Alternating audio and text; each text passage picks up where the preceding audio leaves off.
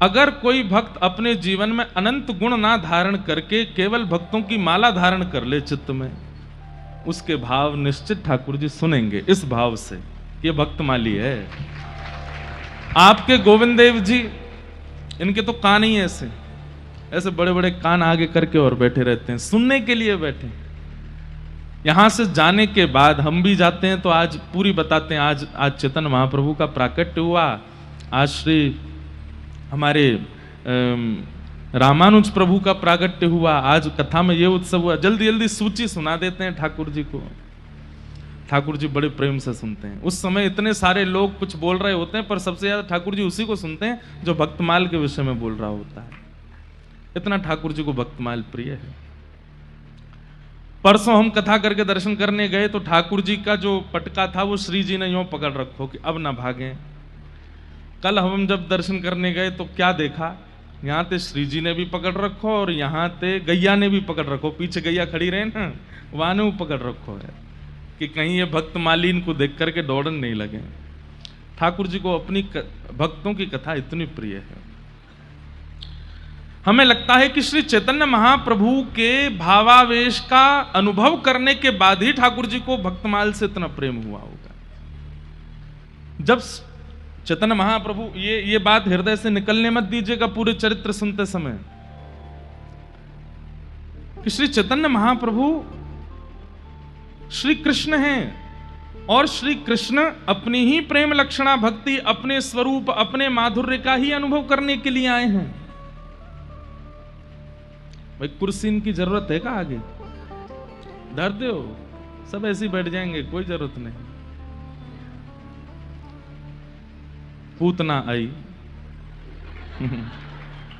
नहीं भैया नहीं है, वो कुर्सी है पूतना। कथा में जो विक्षेप हो वो पूतना है। क्या बता रहा था मैं? क्या बता रहे थे हम? हाँ, तो ये बात आपको चित्त से निकलने नहीं देनी है कि श्री चैतन्य महाप्रभु अपने ही रस, अपने ही रूप, अपनी ही माधुर्य, अपने ही प्रेम का आस्वादन करने के लिए श्री कृष्ण ही आए हैं। ऐसो कहा है मेरे रूप में, ऐसो कहा है मेरे नाम स्मरण में, ऐसो कहा है मेरे विरह में। जो ये ब्रजवासी विरह चुनते हैं, मुझे नहीं। क्यों? मथुरा कोई दूर थोड़ी था वृंदावन से। गोपियां चाहती तो दिन में 6 बार चली जाती, लेकिन नहीं आती। विरह को चुनती हैं। रुदन मंजूर है, व्याकुलता मंजूर है, लेकिन कृष्ण दर्शन के लिए मथुरा नहीं जा सकती। ठाकुर जी को तब से ही मन में यह बात है कि ऐसा क्या है इस विरह में, ऐसा क्या है इस व्याकुलता में। हुआ तो मेरी वजह से ही, पर ऐसा क्या है कि मुझसे भी अधिक प्रिय मेरा स्मरण हो गया। उसका आस्वादन करने के लिए श्री कृष्ण चैतन्य रूप में ठाकुर जी प्रकट हुए। और कल हम लोगों ने सुना, मेरे तो चित्त से वो भाव जा ही नहीं रहे हैं। हृदय भी किशोरी जी का है और कांति भी किशोरी जी की है, बस आए कृष्ण हैं। महाप्रभु जी का प्रादुर्भाव हुआ, बहुत विस्तृत चरित्र है महाप्रभु जी का। हम तो रात में 3 बजे तक पढ़ते हैं, पर सुबह उठते ही पढ़ने लगते हैं, ढूंढते हैं जहां जहां यत्र तत्र जो जो भाव मिलते हैं। क्योंकि कुछ भी इधर उधर बोल देंगे तो फिर संप्रदाय वाले हमको छोड़ेंगे नहीं, इसलिए हमको थोड़ा सोच समझ के निकालने पड़ते हैं। ये पहले नहीं थे ये संप्रदायों के ऐसी लड़ाई झगड़े आपस में, अब हो गए हैं, इसलिए सावधान होना पड़ता है। भाव तो केवल प्रेम का प्रादुर्भाव होना चाहिए किसी के भी चित्त में, आपके भाव से, आपकी वाणी से। आज हमने जो पद गाया, भैया ने कहा कि ये पद गाइए। मेरा मन था कि आज हम कोई वर्षा का पद गावें, पर आपने तुरंत बोले नहीं, मैं तो पहले ये वाला पद सोच के रखा। तो हमने राग वर्षा का लिया और पद गाया। तो मानो ऐसा लगा कि श्री ठाकुर जी ही किशोरी जी से कह रहे हैं कि आप ही मेरी सरदार हो, आप ही मेरी स्वामिनी हो, आप ही कृपा करके मुझे राधा भाव विहित करके भेजिए पृथ्वी पर। और श्री ठाकुर जी कृष्ण चैतन्य रूप में प्रकट हुए हैं। एक मीराबाई ने बहुत सुंदर पद गाया।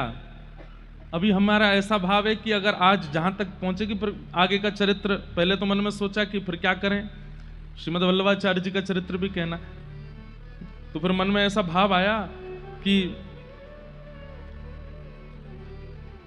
चरित्र पूरा कर चलेंगे चैतन्य महाप्रभु का ही, अगर समय मिलेगा तो अंतिम दिन वल्लभाचार्य जी का चरित्र थोड़ा कहेंगे। मीराबाई कहती हैं जब चैतन्य महाप्रभु का दर्शन करती हैं उसके बाद उनका भाव, अब तो हरि नाम लो लागी, अब तो हरि नाम लो लागी, सब जग को यह माखन चोरा, नाम धरो बैरागी। सबरी गोपीन को माखन चोरी कियो द्वापर में और अब बैरागी बन के आ गए यहाँ पे। कृष्ण चैतन्य को देख करके मीराबाई गा रही हैं। पहले तो कैसे इनकी नटखट लीला, और आज देखो कैसे विरक्त भाव में बैठे हैं।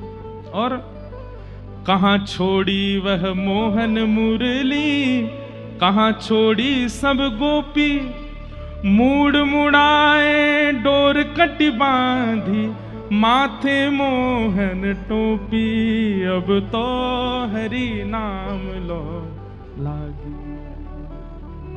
मीराबाई पहचान गई कि साक्षात कृष्ण है। लीला देखो इनकी, कहां इतने नटखट, और अब देखो कैसे विरक्त बहन के घूम रहे हैं।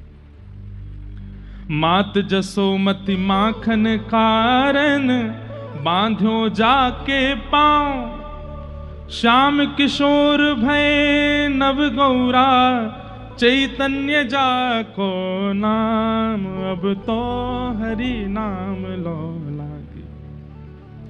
पीतांबर को भाव दिखावे, कट्टी को पीन कासे। पीतांबर को हमें भाव दिखावे। गौर कृष्ण की दासी मीरा, गौर कृष्ण की दासी मीरा, रसना कृष्ण बसे, अब तो हरि नाम लो लागे, अब तो हरि नाम लो लागे। ऐसे ठाकुर जी कितना सुंदर भाव लेकर के और कृष्ण चैतन्य बन करके आए।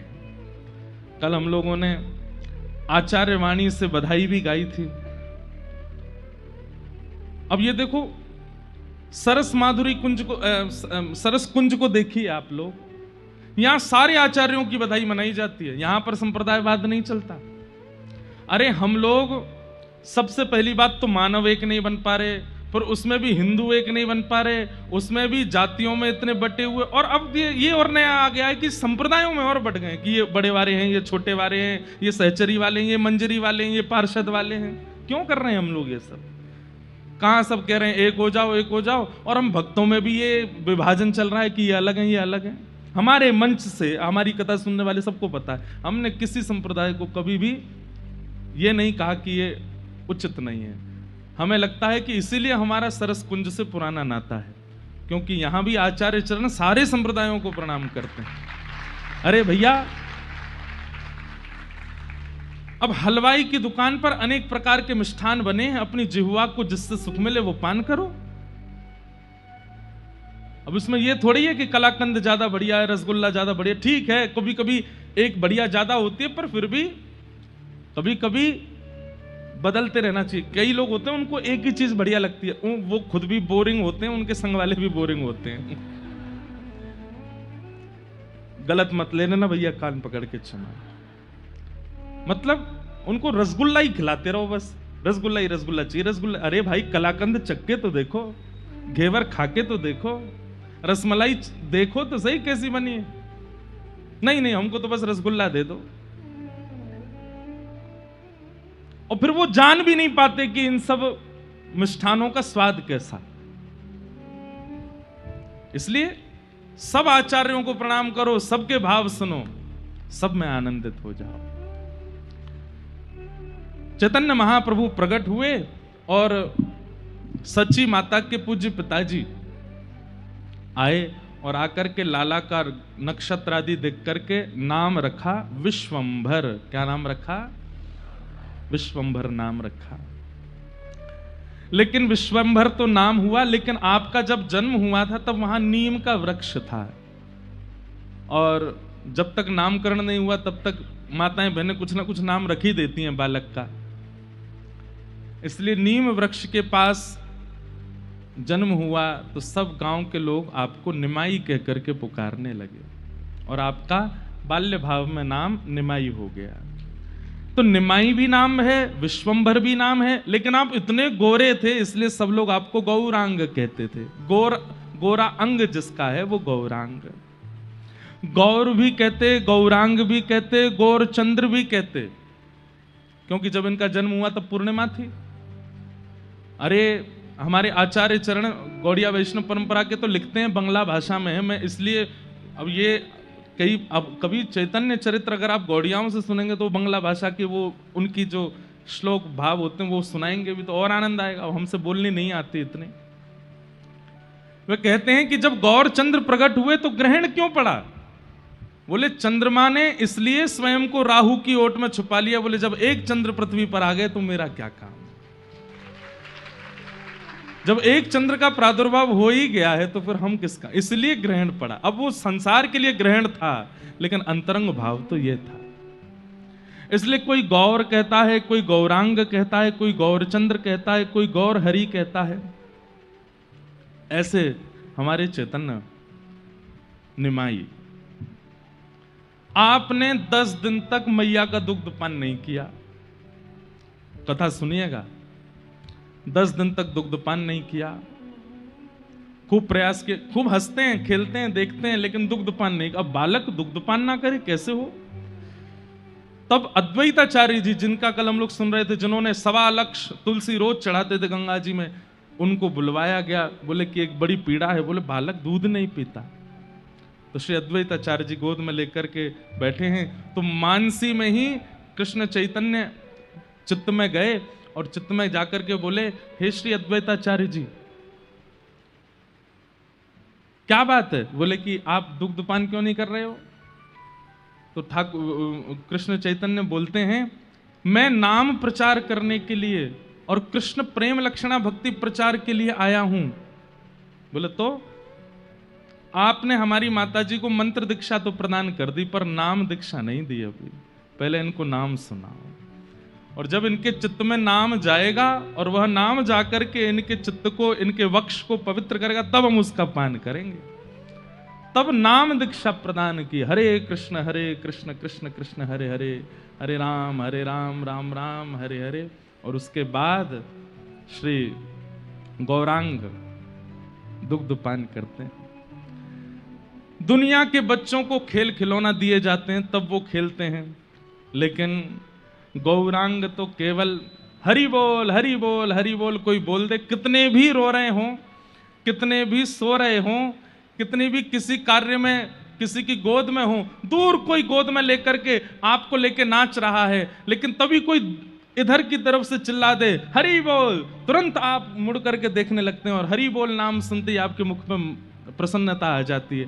तो इसलिए कि भैया सच्ची मैया का लाला केवल हरि बोल से ही खुश होता है, तो लाइन लगती पूरे मायापुर के लोगों की, सब लाला को देखने के लिए आते और सब हरि बोल ही बोलते, क्योंकि उसी से ही प्रसन्न होते थे। कहां तक कहें, सच्ची मैया जब लाला सो जाते ना तो सबसे कहती मन ही मन हरि बोल लो, क्योंकि जोर से बोलोगे तुरंत उठ जाएगा। इतना नाम के प्रति आपको प्रेम हो गया। ऐसे हमारे श्री चैतन्य प्रकट हुए। धीरे धीरे आप जब बड़े होने लगे, हम तो चैतन्य चरित्र जब पढ़ रहे थे तो ठाकुर जी का अनुभव हो रहा था कि जैसे मानो कृष्ण लीला सुन रहे हो। देखो ये भी सुनने आए हैं, इधर देखो इधर देखो।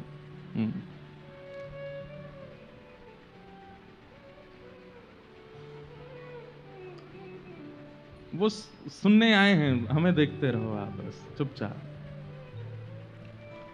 इधर देखो, यहां देखो। हाँ, तो श्री कृष्ण चैतन्य निमाई लाला धीरे धीरे बड़े होने लगे, और जैसे ही आप थोड़े बड़े हुए, करताल बजाना सबसे पहले सीखा।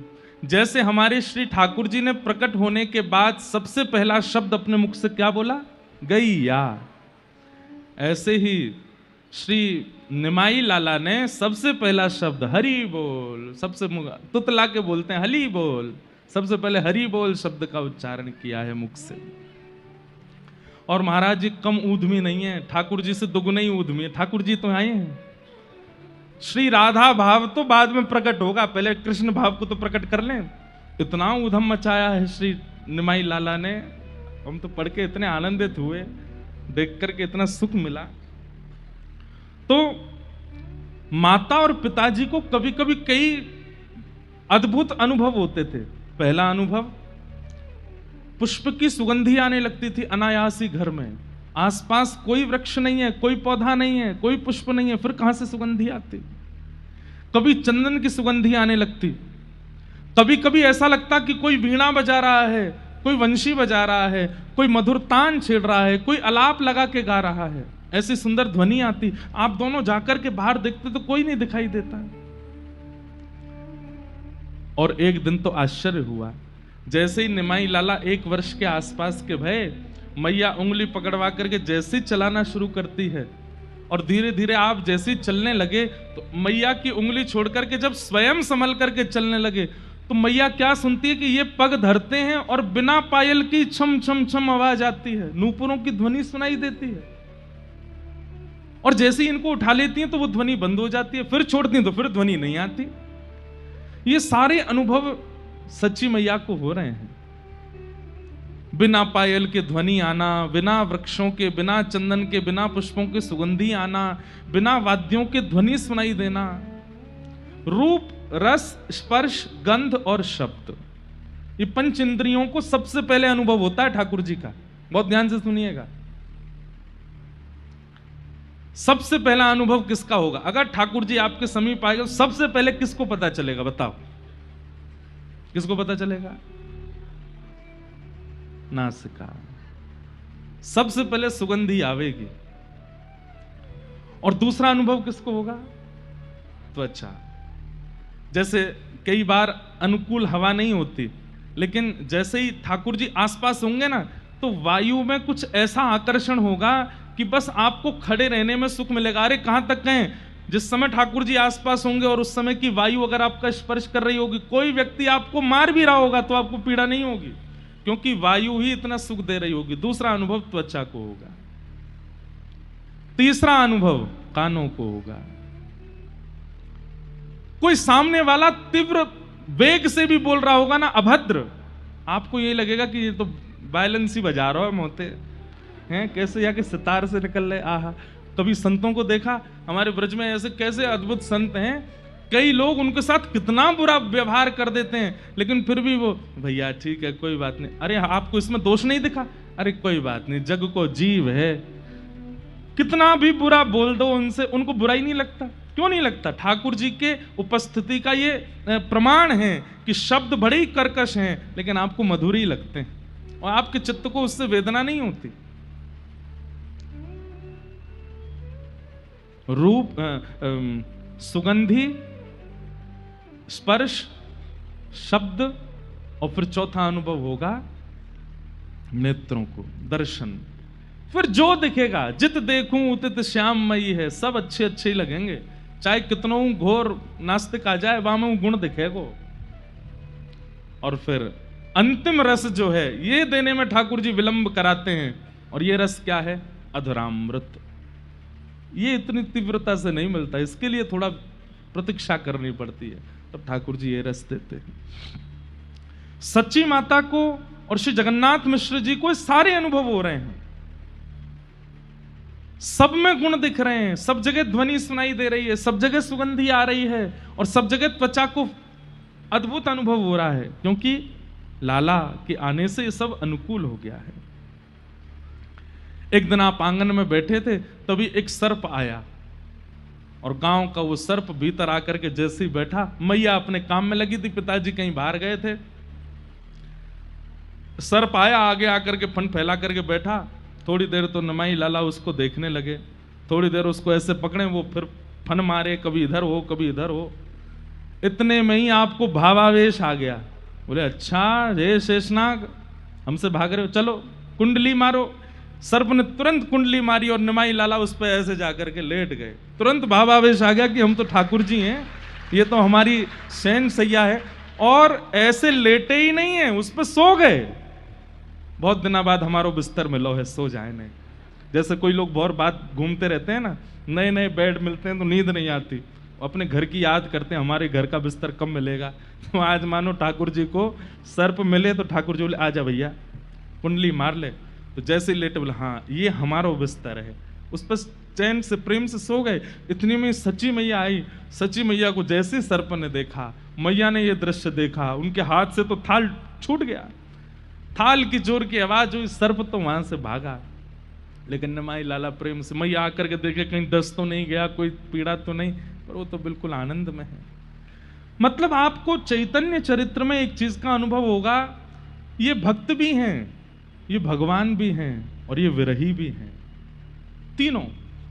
लेकिन भगवद आवेश ज्यादा नहीं होगा। मतलब ये क्योंकि ठाकुर जी हैं ना, तो कभी कभी उनको याद आ जाता है कि मैं भगवान हूं। अभी आगे सुनेंगे, कभी षडभुज हो जाएंगे, कभी चतुर्भुज हो जाएंगे, फिर दोबारा अपने उन रूपों को विराजमान कर लेंगे, नहीं नहीं मैं तो भक्त हूं। तो राधा भाव भी प्रकट होता है, परमात्मा भाव भी प्रकट होता है, भक्त भाव भी प्रकट होता है, सारे भाव एक साथ हैं।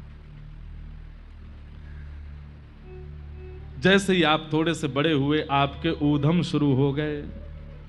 और क्या ऊधम मताचे हैं। तीर्थ यात्री आते हैं, गंगा के तट पर आकर के सब अपनी भोग सामग्री सजाते हैं और भाव रखते हैं कि हे ठाकुर जी आप यहीं से भोग लगा लो। जैसे ही वो नेत्र बंद करके बैठते हैं, इतने में निमाई लाला दौड़ करके जाते हैं और उनके सामने बैठ के उनका ही भोग खाने लग जाते हैं। जैसे ही नेत्र खोलते हैं, लाल इनको देख करके पीछे भागते हैं, अरे तू कौन का बालक है, तुम क्यों खा गए? तुमने बुलाया इसलिए खाने आया। बोले तो हमने थोड़ी बुलाया था, हम तो भगवान को बुला रहे थे। अब ये तो चरित्र में नहीं लिखा, लेकिन मुझे ऐसा लगा कि श्री कृष्ण चैतन्य जी बोल गए होंगे हम ही तो जय जय हैं, हम तो आमेंगे, जय जय हम ही तो हैं। तो कभी तीर्थ यात्री आ जाते हैं, सच्ची मैया से आकर के शिकायत करते हैं, बोले मैया ये अपने लाला को संभालो। गंगा घाट पे पंडा पुरोहित आ जाते हैं, बोले तीर्थ यात्रियों का प्रसाद खा जाता है, किसी के चना खा गए, किसी के चनौरी खा गए, किसी के पेड़ा खा गए। मैया समझाती, बोले लाला घर में कोई कमी, तुम काय को गंगा जी पे जाते हो, वहां जाके क्यों खा जाते हो? अब नहीं खाऊंगा मां। कभी आप जाते हैं और मिट्टी में गंगा जल घोल करके और उससे 12 तिलक लगा लेते हैं और सिर पर तिलक आदि लगा करके सब जगह तिलक आदि करके और तुरंत बिल्कुल सन्यासियों का सा भेष बना लेते हैं और फिर भिक्षा याटन करते हुए घूमते हैं और सब जगह भिक्षा मांगते मांगते अपने ही द्वार पे आ जाते हैं। अरे मां तेरा भला होगा, भिक्षा दे दो। मैया निकल करके आती है, बोले अरे लाला तू ये कहा करे। ऐसे सब अभिनय करते हैं।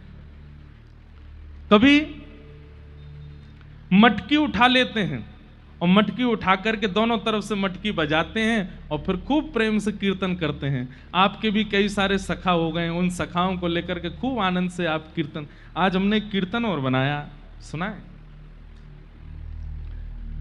यही ऊधमों पे कीर्तन बनाया।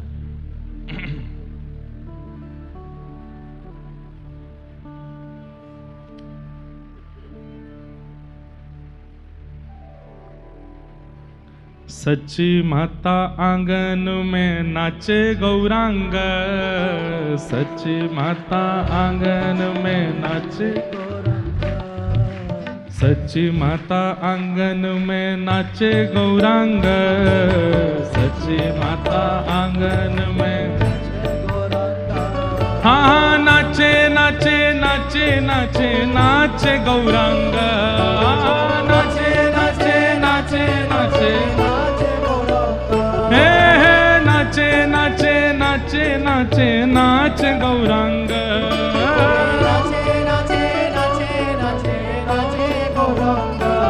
हे सच्ची माता आंगन में नाचे गौरांग, सच्ची माता आंगन में नाचे गौरांग, सच्ची माता आंगन में नाचे गौरांग, सच्ची माता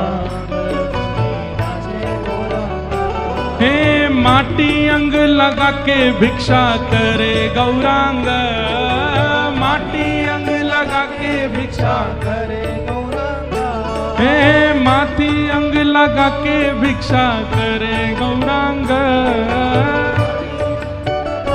भिक्षा करे गौरांग, हे तीर्थ यात्री भोग लगावे पावे गौरांग, तीर्थ यात्री भोग लगावे पावे गौरांग, हाँ तीर्थ यात्री भोग लगावे पावे गौरांग, तीर्थ यात्री भोग लगावे पावे गौरांग, नाचे नाचे नाचे नाचे नाचे गौरांग, नाचे नाचे नाचे नाचे नाचे गौरांग, सच्ची माता आंगन में नाचे गौरांग, सच्ची माता आंगन में नाचे गौरांग, हे गैया बछिया जीव संग खेले गौरांग, गैया बछिया जीव संग खेले गौरांग, हाँ गैया बछिया जीव संग खेले गौरांग,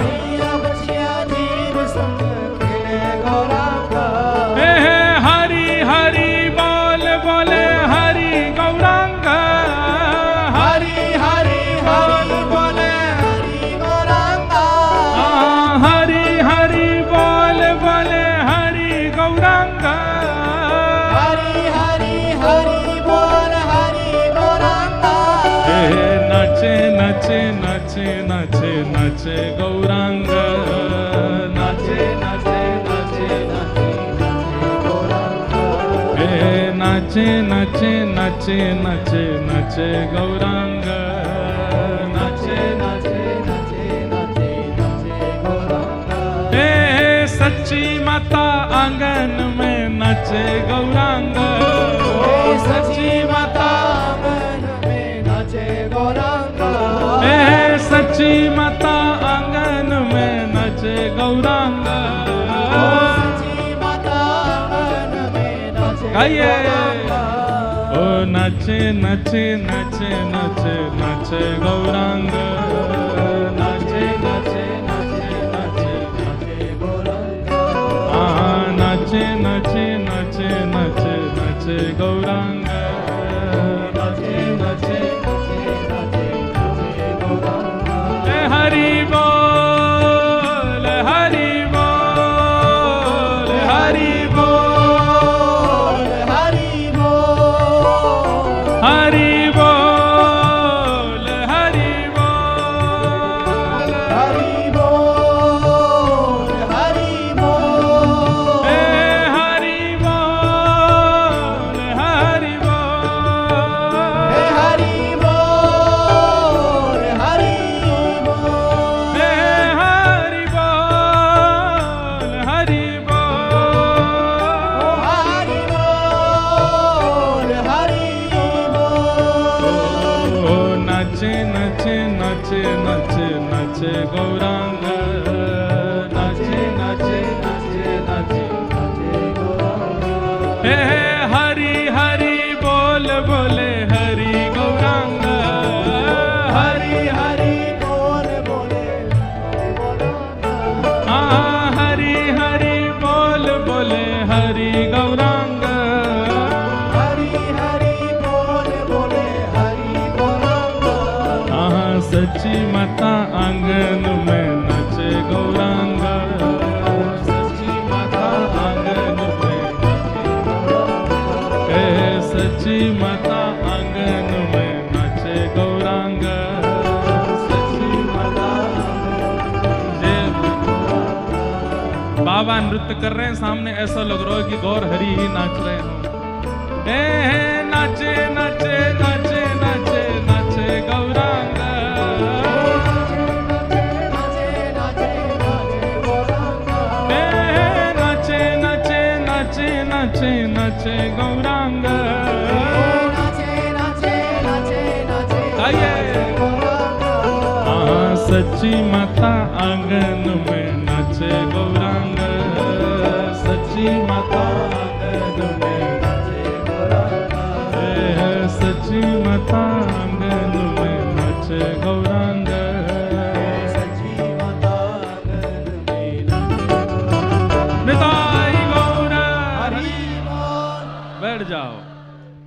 माटी अंग लगा के भिक्षा करे गौरांग। बैठ के सुनो। माटी अंग लगा के भिक्षा करे गौरांग। तीर्थ यात्री भोग लगावे पावे गौरांग। तीर्थ यात्री भोग लगावे पावे गौरांग। गैया बचिया जीव संग खेले गौरांग। गैया बचिया जीव संग खेले गौरांग। हाँ हरि हरि हरि बोले हरि गौरांग। हरि हरि हरि बोले हरि गौरांग। आहा पूरे मायापुर में आनंद की बहार आ गई है। जैसे वहां गोपियां उल्हाने लेकर के आती हैं यशोदा मैया के यहाँ, ऐसे यहाँ पे भी उल्हाने आते हैं। लेकिन उल्हाने लेकर के आते हैं, जैसे ही गौर हरि को देखती हैं भूल जाती हैं क्या उल्हाना देना था, भूल जाती है। मैया से कुछ कह ही नहीं पाती। मैया कहती कोई काम था, दाल भात दे दो मैया। बात खत्म हो गया घर पे।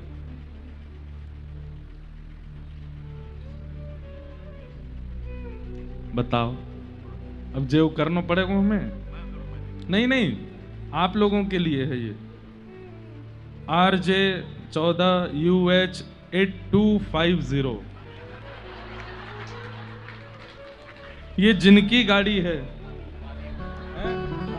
काली इनोवा है। यहां पे ठाकुर जी गौर है कि तुम्हारी गाड़ी अब काली है, और अगर थोड़ी देर में आपने अगर नहीं हटाई तो फिर हो सकता है कि जरूर पुलिस वाले इसको काले से गोरा कर देंगे। इसलिए जिनकी ये इनोवा गाड़ी है 8250 काली इनोवा, हम देखेंगे नहीं आपको, चुपचाप उठ के चले जाओ। हाँ भाई कोई कुछ कहना नहीं, जाओ हटा लो। लो भाई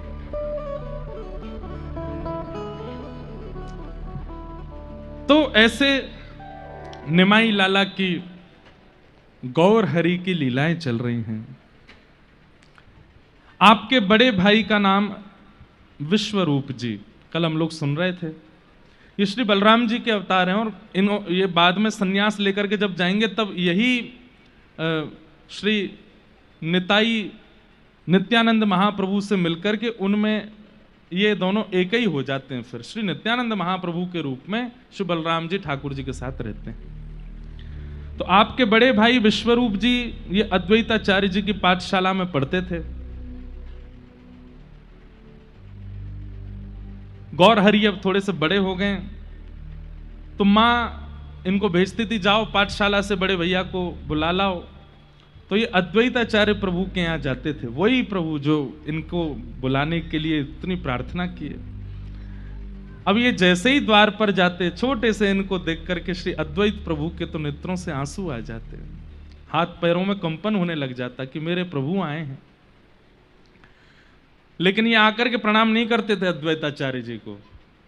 जो गुरु जी हैं सब प्रणाम कर रहे, तो फिर इनको विश्वरूप भैया कहते, बोले प्रणाम करो गुरु जी हैं। तो जैसे ही प्रणाम करने के लिए, बाकी सब बालकों का प्रणाम अद्वैत प्रभु स्वीकार करते, लेकिन जैसे ही ये प्रणाम करते तो श्री अद्वैत प्रभु उठा लेते, नहीं नहीं आप तो खड़े ही रहो सामने। बोले हम पहले ही नहीं कर रहे थे, भैया करवा रहे हैं। ऐसी इतने उधम किए हैं श्री गौरांग प्रभु ने, खूब आनंद। तब बोले माँ बुला रही हैं आपको, जल्दी चलो। विश्वरूप बोले अभी तो पाठशाला का समय पूरा नहीं हुआ, फिर क्यों बुला रही हैं? बोले चलो।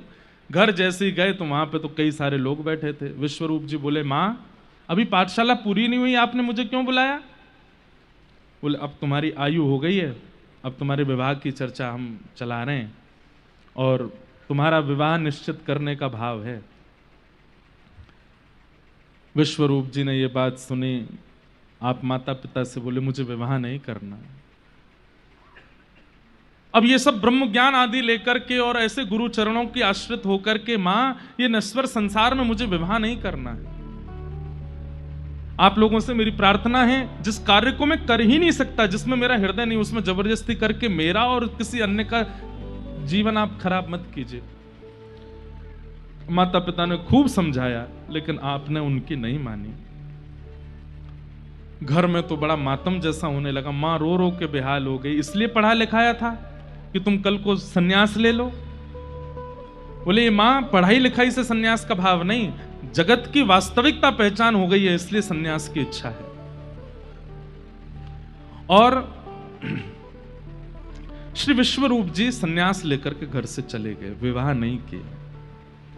अब यहां विश्वरूप जी का तो जाना हुआ, घर में मां इतना रोती है, पिताजी इतने परेशान रहते हैं। तब गौरांग जाते हैं और जाकर के मैया की गोद में कहते हैं, मैया जितनी कामनाएं बड़े भैया से आपको थी वो सब मैं पूरी कर दूंगा, आप ऐसे रो मत, मैं हूं ना आपके पास, मैं आपकी सेवा करूंगा, मैं आपके पास रहूंगा। उनसे थोड़ी सांत्वना होती। अब गौर हरि जाने लगे पढ़ने के लिए विद्यालय। अब पढ़ाई से जो आने का समय उसमें कभी एक आध घंटा ज्यादा लग जाता तो मैया को इतनी चिंता होती। मैया बोली बड़ा बेटा जैसे पढ़ लिख करके चला गया, कहीं ये छोटा वाला भी नहीं चला जाए। उन्होंने एक दिन जगन्नाथ मिश्र जी से बात की, बोले कि इसका विद्यालय भी बंद करा दो, ये भी चला जाएगा नहीं तो हमको छोड़ छाड़ के। और श्री गौर हरि जी का विद्यालय वहीं रुकवा दिया। उन्होंने पूछा आप मुझे विद्यालय क्यों नहीं जाने देते? बोले नहीं बस हो गई पढ़ाई, जितना तुमको जरूरत थी उतना तुम पढ़ लिए, इससे ज्यादा की आवश्यकता नहीं है। खूब कहा माता पिता को, खूब समझाया कि आप मुझे जाने दीजिए विद्यालय पढ़ने के लिए, लेकिन माता पिता नहीं माने। तो भैया हैं तो आचार्य चरण ना, कई बार बातों से नहीं समझाते तो करके समझा देते हैं। इतने में आपने क्या किया, ध्यान से सुनना। अपने एक सखा को बुलाया और सखा के कंधा पे हाथ धरा और बोले मैं अब अंधे का अभिनय करूंगा, तुम मेरे को मार्ग दिखाओ। और उसके कंधे पे हाथ धर के बोले अब तुम चलो। बोले जाना कहां है? बोले घर घर चलेंगे, भीख मांगेंगे। अपने सखा के कंधा पे हाथ धर के हर घर के बाहर, मैया तेरा भला होगा, कुछ भिक्षा दे दो मैया।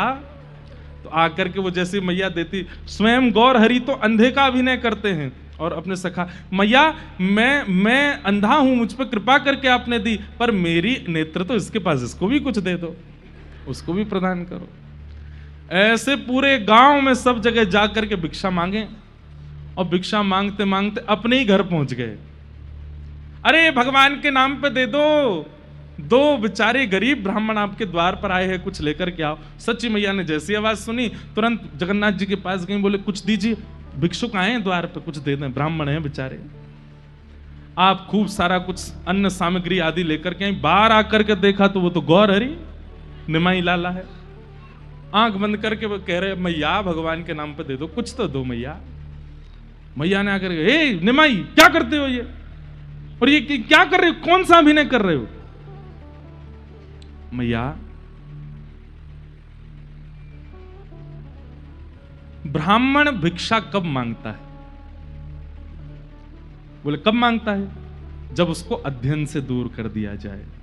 पढ़ेगा नहीं, लिखेगा नहीं, ज्ञान अर्जन करेगा नहीं तो ब्राह्मण कुछ और तो कर नहीं सकता। आज की बात नहीं है, पर किसी काल में तो यही था ना कि ब्राह्मण का एक ही अधिकार है, पढ़ना, पढ़ाना, यज्ञ करना, करवाना, दान देना, दान लेना, ये 3 कर्म ब्राह्मण के। आज तो सब कर रहे हैं ब्राह्मण भी। लेकिन श्री गौरांग प्रभु कहते हैं, बोले कि मां ब्राह्मण को भिक्षा मांगने की नौबत कब आती है? जब वो पढ़ता नहीं है। और मेरे साथ वही होने वाला है। मेरे माता पिता ने विद्यालय बंद करा दिया तो मैं पहले ही अभ्यास कर रहा हूं मांगने का। ये बात सुन करके आपकी मैया बोली, अरे लाला ये सब मत करो, तुमको हम विद्यालय भेज देंगे। बोला हाँ मैया अब ठीक है ना, हाँ भाई लाला तू भी जा अपने घर, अब जरूरत नहीं है, जितने के पैसे लिए सबको दे आना वापस, जितनों से भिक्षा ली। और आप पुनः पाठशाला जाने लगे और वहां जाकर के अध्ययन करने लगे। खूब मन लगा करके पढ़े। 11 वर्ष की आयु में श्री गौर हरि जी का यज्ञोपवीत संस्कार हुआ। लेकिन यज्ञोपवीत संस्कार के कुछ दिन बाद ही आपके पूज्य पितृचरण श्री जगन्नाथ दास जी, उनका भगवत धाम गमन हो गया। अब मैया इतनी व्याकुल हो गई, अब अपनी मां को संभालते हैं, उनके रुदन को शांत करने का प्रयास करते हैं। मां से कहते हैं मां मैं हूं ना अभी आपके पास, आप ऐसे मत होइए। अपनी मां को खूब संभाला। आप इतने विद्वान हो गए पढ़ लिख करके कि न्याय शास्त्र के ऊपर एक अद्भुत ग्रंथ लिख रहे थे। आपके एक पाठशाला में मित्र थे, उनका नाम था श्री रघुनाथ, और वो भी न्याय के विद्यार्थी होने के नाते वो भी एक ग्रंथ लिख रहे थे। रघुनाथ की बड़ी इच्छा थी कि मैं जो ग्रंथ लिखूं वो पूरे विश्व में सर्वव्यापी हो जाए। मैं जिस ग्रंथ का अवलोकन करूं उस ग्रंथ को देख करके सब वाह वाह करने लग जाएं। आप ग्रंथ का निर्माण कर रहे थे तो एक दिन निमाई मतलब अपने गौर हरि जी के बगल में बैठ करके आप अपना ग्रंथ उनको दिखाने लगे। तो श्री चैतन्य महाप्रभु ग्रंथ देखने लगे और बड़े प्रसन्न हो रहे थे। तभी रघुनाथ ने कहा, तुम्हारे बगल में जो एक किताब रखी है ये क्या है? तो श्री गौर हरि जी बोले, मैं भी न्याय पर एक ग्रंथ लिख रहा हूं, ये वो है। अच्छा मुझे दिखाओ। तो जैसे ही रघुनाथ ने वो ग्रंथ देखा, ग्रंथ के पहले पृष्ठ को पढ़ते ही उसको अपना पूरा ग्रंथ सूक्ष्म लगने लगा, रोने लगा, दुखी हो गया बेचारा। गौर हरि बोले, आप इतने परेशान क्यों हो गए? मेरा ग्रंथ पढ़ के अच्छा नहीं है? बोले, नहीं, मैं तुमको छुपाना नहीं चाहता, मैं सत्य बताऊं तो मैं ऐसा ग्रंथ लिखना चाह रहा था जो कोई और लिख ही नहीं सके, पूरे विश्व में मेरे ग्रंथ की ख्याति हो जाए, पर तुम्हारा ग्रंथ पढ़ करके तो मुझे अपने ग्रंथ बहुत सूक्ष्म लग रहा है। ये सुनते ही अपने मित्र के नेत्रों में आंसू देखते ही श्री चैतन्य अपना ग्रंथ उठाते हैं और जाकर के गंगा जी में प्रवाहित कर देते हैं। बोले, मेरे ग्रंथ को गंगा जी में रहने दो, तुम अपने ग्रंथ को अवलोकन करो, उसका खूब श्रेष्ठ बनाओ। ये दया भावना देख करके इनके जो मित्र रघुनाथ थे वो बहुत रोए, हृदय से लगा लिया। तुम कितने करुणा है तुम्हारी चित्त में, ऐसे आपकी सुंदर भावना रहती थी। अब धीरे धीरे पठन पाठन तो पूरा हो गया, आप पाठशाला में पढ़ाने लगे। और ये तो होता ही है कि बालक जैसे ही अध्ययन से निवृत्त होता है, माता पिता फिर बस उसको दूसरी चीज में डालना चाहते हैं, इसका ब्याह करो। निमाई लाला का अध्ययन पूर्ण हो गया, उसी पाठशाला में आप पढ़ाने लगे बालकों को। माँ ने सोचा कि अब ये भी चला जाता है, पिताजी हैं नहीं है, बड़े भाई घर छोड़ के चले गए, मैं अकेली रहती हूं, अब इसका ब्याह करा देते हैं। तभी एक वल्लभ नाम के बड़े कुलीन विप्र रहते थे, उनकी पुत्री थी जिनका नाम श्री लक्ष्मी था। एक बड़ी सुंदर कथा आती है कि जब ये बचपन में बहुत उधम मचाते थे गौर हरि, तो गंगा घाट पर आकर के पूजा करने वाले लोगों के आगे जब वो आंख बंद करके बैठे होते तो ये आके सामने बैठ जाते थे ऐसे, और जब नेत्र खोलते थे तो वो सब कहते, अरे ये क्या कर रहे हो? बोले, मैं ही जय जय हूं। तो जब लक्ष्मी, यही लक्ष्मी जिनसे इनका ब्याह हुआ, ये लक्ष्मी एक दिन आई वहां पे कोई पूजा करने के लिए, तो इतने में ये सामने आकर के बैठ गए आशीर्वाद देने के लिए। तो जैसे ही लक्ष्मी के नेत्र खुले तो बाकी सब तो आश्चर्य करते थे, तुम कौन हो? पर उसने नहीं कहा, उसने जितनी वो नैवेद्य लाई थी सब इनको अर्पित कर दिए, माला भी पहनाई, चरणों में पुष्प भी चढ़ाए, आरती भी करी। तो गौर हरि बोले, तुमको आश्चर्य नहीं होता? बोले, किस बात का? बोले, सब मुझसे पूछते हैं कि तुम कौन, तुम हमारे भगवान के स्थान पर क्यों बैठे हो? तुमने नहीं पूछा। बोले, भगवान के स्थान पर भगवान ही तो बैठते हैं, आप भगवान ही हो, इसलिए मैंने नहीं पूछा। तो ये इतने प्रसन्न हो गए, इन्होंने छोटे से हैं अभी, सिर पे हाथ धर के कहा, भगवान जैसे स्वरूप वाले एक महापुरुष से तुम्हारा ब्याह होगा, मेरा आशीर्वाद है। आशीर्वाद देते थे। एक जगह तो ऐसा भी वर्णन है, जो घर के बालक पूजा पाठ नहीं करते थे उनके घर पे जाके शाप और देते थे उनको, तू बड़ा होगा तेरी पत्नी देखियो एक आंख से नहीं दिखेगा उसको। क्यों? वो तू पूजन ही नहीं करता, भजन नहीं करता। बड़ी सुंदर लीला है श्री गौर हरि की। तो आज उन्हीं श्री वल्लभ जो ब्राह्मण थे, उनकी कन्या श्री लक्ष्मी के साथ आपका विवाह हुआ। पहले ही हम आपको एक बात स्पष्ट कर दें, महाप्रभु जी के दो विवाहों का वर्णन आता है। एक तो श्री लक्ष्मी जी के साथ आपका विवाह हुआ, दूसरा श्री विष्णु प्रिया जी के साथ आपका विवाह हुआ। महाराज जी कितनी सुंदर विवेचना है। ठाकुर जी की दो पत्नी हैं, श्रीदेवी और भूदेवी। श्रीदेवी यानी कि लक्ष्मी और भूदेवी यानी पृथ्वी।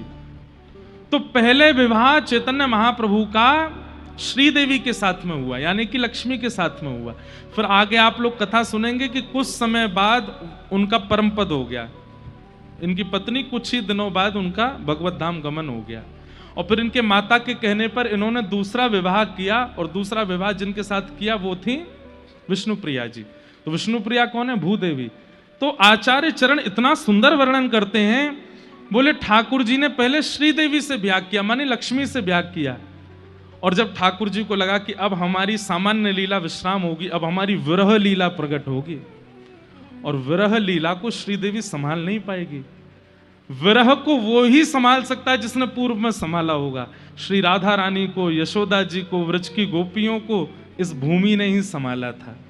इसलिए अब विरह लीला में प्रवेश करने से पहले हमको विरही को साथ ही रहना पड़ेगा। इसलिए भूदेवी श्री विष्णुप्रिया जी के साथ में दोबारा ब्याह हुआ। महाराज, त्याग, तपस्या और पातिव्रत भक्ति किसको कहते हैं? विष्णुप्रिया जी का चरित्र देखिएगा।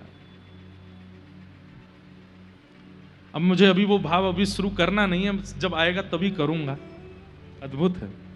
तो आपका विवाह लक्ष्मी जी के साथ में हुआ। कहते हैं ब्याह हो गया, लेकिन अभी भी इनके ऊधम बंद नहीं हुए।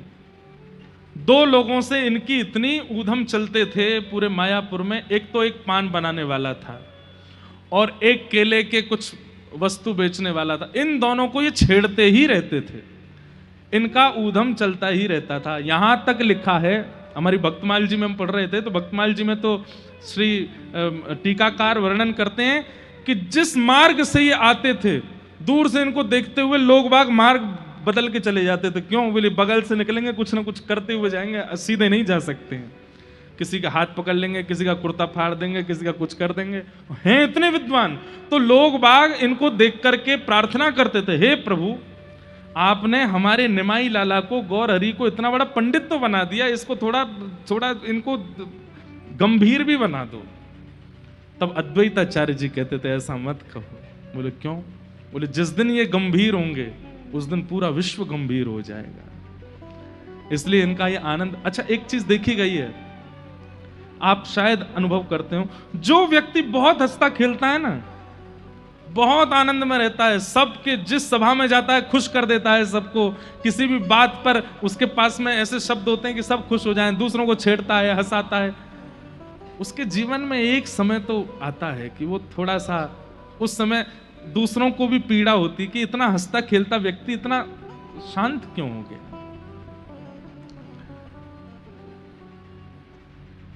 गौर हरि का स्वरूप ऐसा ही है। आप आज भी ब्याह हो गया तो कई लोग टोकते थे इनको, बोले अरे गौर हरि अब तुम बड़े हो गए हो, तुम्हारा ब्याह हो गया है, अब तो कम से कम ऊधम मत किया करो। लेकिन ये नहीं मानते थे, फिर भी ऊधम करते थे, खूब आनंद करते थे।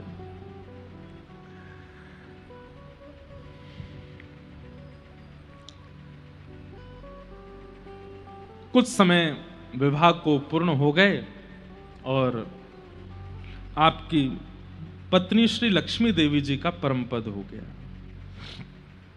भगवत विरह में उनका परम पद जब हुआ तो आप बहुत व्याकुल हो गए, लेकिन आप मनी मन जानते थे कि यह होना था, क्योंकि अब जब मैं विरह भाव में प्रवेश करूंगा तो मेरी स्थिति देख करके इनका परम पद होता, तब मुझे ज्यादा पीड़ा होती। ये मेरी स्थिति सह नहीं पाती, इसलिए इनका जाना आवश्यक था। मां बहुत व्याकुल होने लगी, बड़ा बेटा भी चला गया, पतिदेव भी चले गए, बहू आई, बहू भी चली गई। गौर हरि हृदय से लगाते बोले ना मां, सब मंगल होगा, आप चिंता मत करो, सब मंगल में होगा।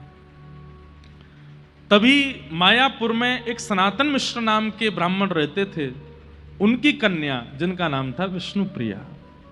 ये विष्णुप्रिया जी महाप्रभु चैतन्य से 10 वर्ष छोटी थी, और ऐसा वर्णन करते हैं कि जब इनका जन्म हुआ तब महाप्रभु चैतन्य कितने वर्ष के थे? 10 साल के। तो उनका तो काम ही यही था कि मायापुर में कोई भी बालक जन्म लेता था, सबसे पहले बधाई गायन करने के लिए यही जाते अपनी टोली लेके। जैसे ही सनातन मिश्र के यहां पर लाली ने जन्म लिया, घंटे घड़ियाल बजने लगे, सब लोग बधाई बधाई कहने लगे। ये गंगा जी के तट पर अपने सखाओं के साथ बैठे थे, तभी इन्होंने सुना ये आवाज कहां से आ रही है। बोले अरे एक सनातन मिश्र हैं, उनके यहाँ लाली हुई है। आप सब सखाओं के साथ दौड़ करके गए। आप गए तो इसलिए थे कि चना चनौरी मिलेंगे खाने को, आप गए तो इसलिए थे कि मेवा बाटी कुछ मिलेगी। और जैसे एक छोटा बालक जन्म लेता, थोड़े बड़े बालक होते हैं, बड़े उसको आश्चर्यजनक होकर के देखते हैं, ये कैसे हाथ हिला रहा है, ये कैसे चरण हिला रहा है। तो छोटे से महाप्रभु जी 10 वर्ष की अवस्था में गए, और सनातन मिश्र जी ने जब इन बालकों को देखा तो उनको सबको भीतर बुलाया और पलना के पास लेकर बोले ये रही लाली। तो चारों तरफ खड़े होकर के सब बालक देख रहे थे, कोई ताली बजा रहा है, कोई चुटकी बजा रहा है, लाली को खिला रहे। चैतन्य महाप्रभु अपने होने वाली बहू को ही खिला रहे। सोचो। आचार्य चरण कहते हैं, बोले रामावतार में सीता जी का जन्म जनकपुरी में और श्री राघव जी का जन्म अयोध्या में, कृष्णावतार में किशोरी जी का जन्म बरसाने में और लाला का जन्म गोकुल में। लेकिन चैतन्य महाप्रभु के अवतार के समय महाप्रभु जी का जन्म भी मायापुर में और श्री विष्णु प्रिया जी का जन्म भी मायापुर में। सीता जी के तो पता नहीं बधाई में राम जी गए थे कि नहीं, पर किशोरी जी की बधाई में तो गए थे। 1 साल के लाला गए थे, मैया इन्हीं कोई न्यौछावर कर आई थी। पर तब इनके मन में आया कि नहीं, अगली बार जब हम कृष्ण चैतन्य बनकर के आएंगे तब तो हम बधाई गाएंगे। और महाराज नाच नाच करके, ठुमक ठुमक करके अपने सास ससुर के साथ नाचे, खूब आनंद किया। लाली भैया बधाई हो, आनंद भयो। बाद में जब कुछ समय फिर तो आगे लीला पूरी हो गई, आपकी पत्नी का देहावसन भी हो गया, कुछ वर्ष निकल गए। एक दिन माँ ने कहा कि मैंने अब तुमको ब्याह करना है, तो आपने मना किया, नहीं माँ अब ब्याह नहीं करना। बोले मेरे ऊपर विचार करो, बस अपना विचार करोगे? तो आपने कहा ठीक है आज्ञा करो, किससे करना है? बोले एक सनातन मिश्र जी हैं, उनकी लाली से। तो महाप्रभु जी बोले उस लाली की बधाई गाने में तो मैं ही गया था, वहां तो मैं अपने सखाओं के साथ गया था। बोला हाँ उन्हीं की लाली से ब्याह करना है। और श्री महाप्रभु जी का विष्णु प्रिया जी के साथ में विवाह हुआ, आनंद से ब्याह हुआ।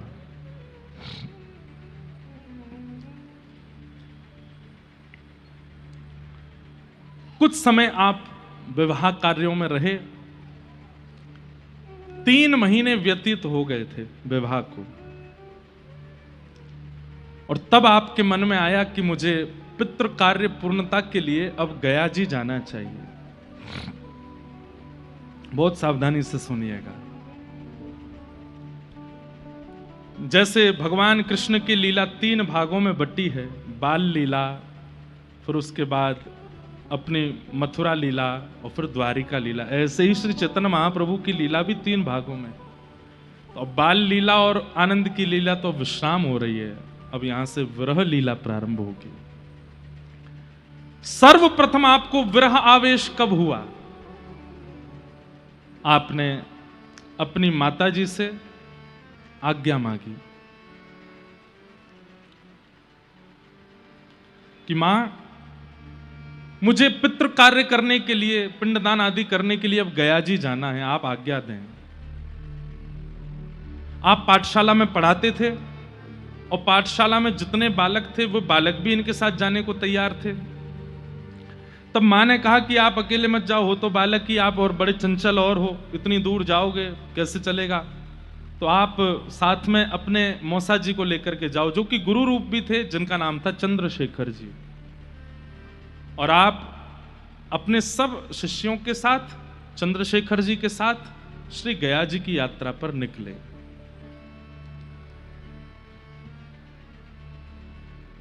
शास्त्र की ऐसी आज्ञा है कि जिस किसी भी स्थान पर जाते हैं वहां की महिमा सुनते हुए जाना चाहिए। आपने शास्त्रों में गया जी की महिमा पढ़ी थी, लेकिन आज सब लोग बैठे थे रास्ते में ही सब सुनते हुए जा रहे हैं, तब आपने कहा गया जी की महिमा क्या है? तब बोले कि एक गयासुर नाम का एक दैत्य था, वो तप कर रहा था।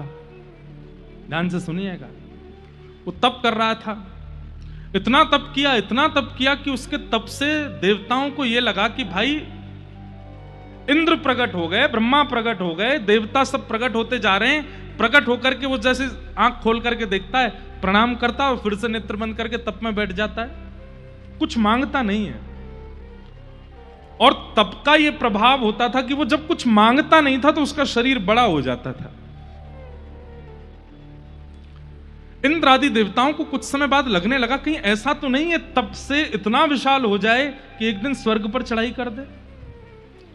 आपने जाकर के सब देवी देवताओं को इकट्ठा किया, सबने आकर के उससे कह दिया भाई कुछ मांगो,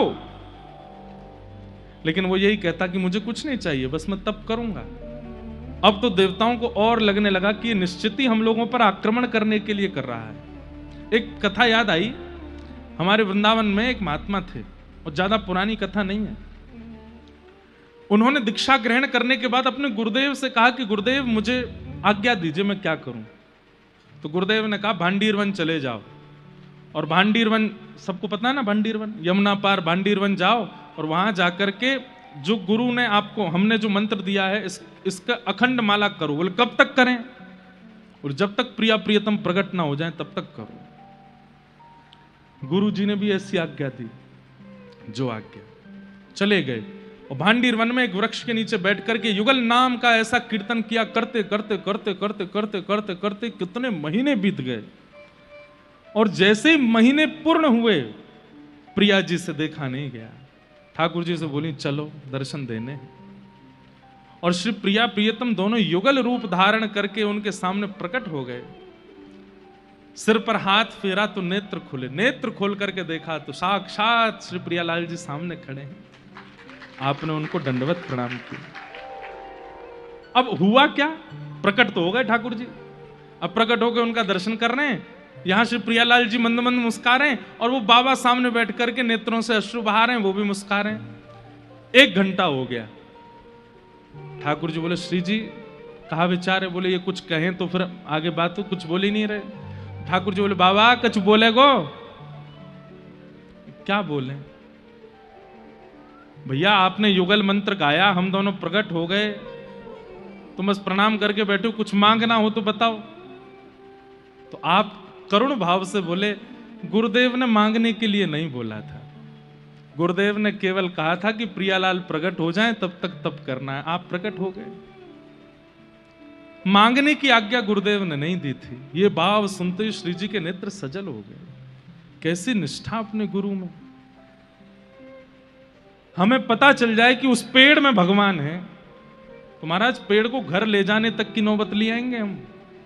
यहां साक्षात ठाकुर जी सामने प्रकट हो गए, लेकिन उनको याद ही नहीं, वो जानते ही नहीं कि मुझे क्या मांगना है। मेरे पास ना बुद्धि है ना मन है ना कुछ है, सब गुरु जी हैं। उन्होंने आज्ञा नहीं दी थी कि कुछ मांगो। प्रिया जी बोली ये इतने श्रेष्ठ शिष्य हैं, इनके गुरु को भी नहीं पता होगा ये। तो लाल जी बोले अब क्या करें? तो प्रिया जी ने आज्ञा दी, बोले एक काम कीजिए अपने गुरु जी से पूछ के आओ। प्रिया लाल जी आए, क्या मांगो?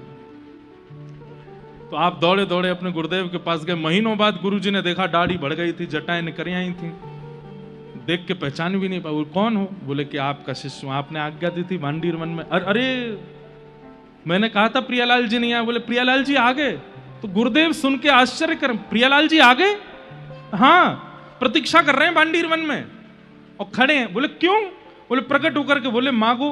तो मैंने कहा गुरुदेव ने कहा था केवल प्रियालाल जी प्रकट हो जाएं तब तक जप करो, मांगने की आज्ञा आपने नहीं दी थी, तो मैं पूछने आऊं, वो आ गए, क्या मांगूं? गुरुदेव ने हृदय से लगा लिया। बोले धन्य है, मैं धन्य हो गया तुझे पा करके। सच में खड़े हैं? बोले हाँ। गुरुदेव हाथ पकड़ के गए तो देखा तो श्री प्रियालाल जी वहां प्रतीक्षा कर रहे थे, थोड़ी पे हाथ धरे और सामने से शिष्य गुरु को लेकर के आए। गुरुदेव ने प्रणाम किया और बोले अब क्या मांगूं गुरुदेव बताइए? बोले बस ये दोनों राजी रहें, ये दोनों प्रसन्न रहें, यही मांगो और कुछ मत मांगो। भैया ऐसी गुरु निष्ठा होती है। लेकिन यहां पर गयासुर नाम का दैत्य, इसके नाम मांगने के पीछे छल था। क्योंकि जितना तप करते हैं हम जैसे ही उस तप के बदले कुछ मांगते हैं ना, वो तप का सारा पुण्य क्षीण होता है। जैसे आपने एकादशी व्रत किए, अब एकादशी व्रत से प्रसन्न हो गए मानो ठाकुर जी, या फिर कभी आपके जीवन में कोई कष्ट आया तो आपने कहा हे प्रभु मेरे जीवन में मैंने जितनी एकादशी करी सबके फल में मुझको ये जो कष्ट आया इसको दूर कर दो। वो कष्ट दूर हो जाएगा, लेकिन आपके जीवन में जितनी एकादशी का फल था सब नष्ट हो जाएगा। इसलिए पैर छूने की भी मना करते हैं आचार्य चरण। क्यों? हम लोग जितना नाम करते हैं, जितना भजन करते हैं, जितना तप करते हैं, कोई प्रणाम करता है तुरंत वो भार ले जाता है उसका। अब ये पता चल जाने के बाद तो और नहीं मानते लोग। अपनो भजन तो बनना रहो, इनके पंप पकड़ो।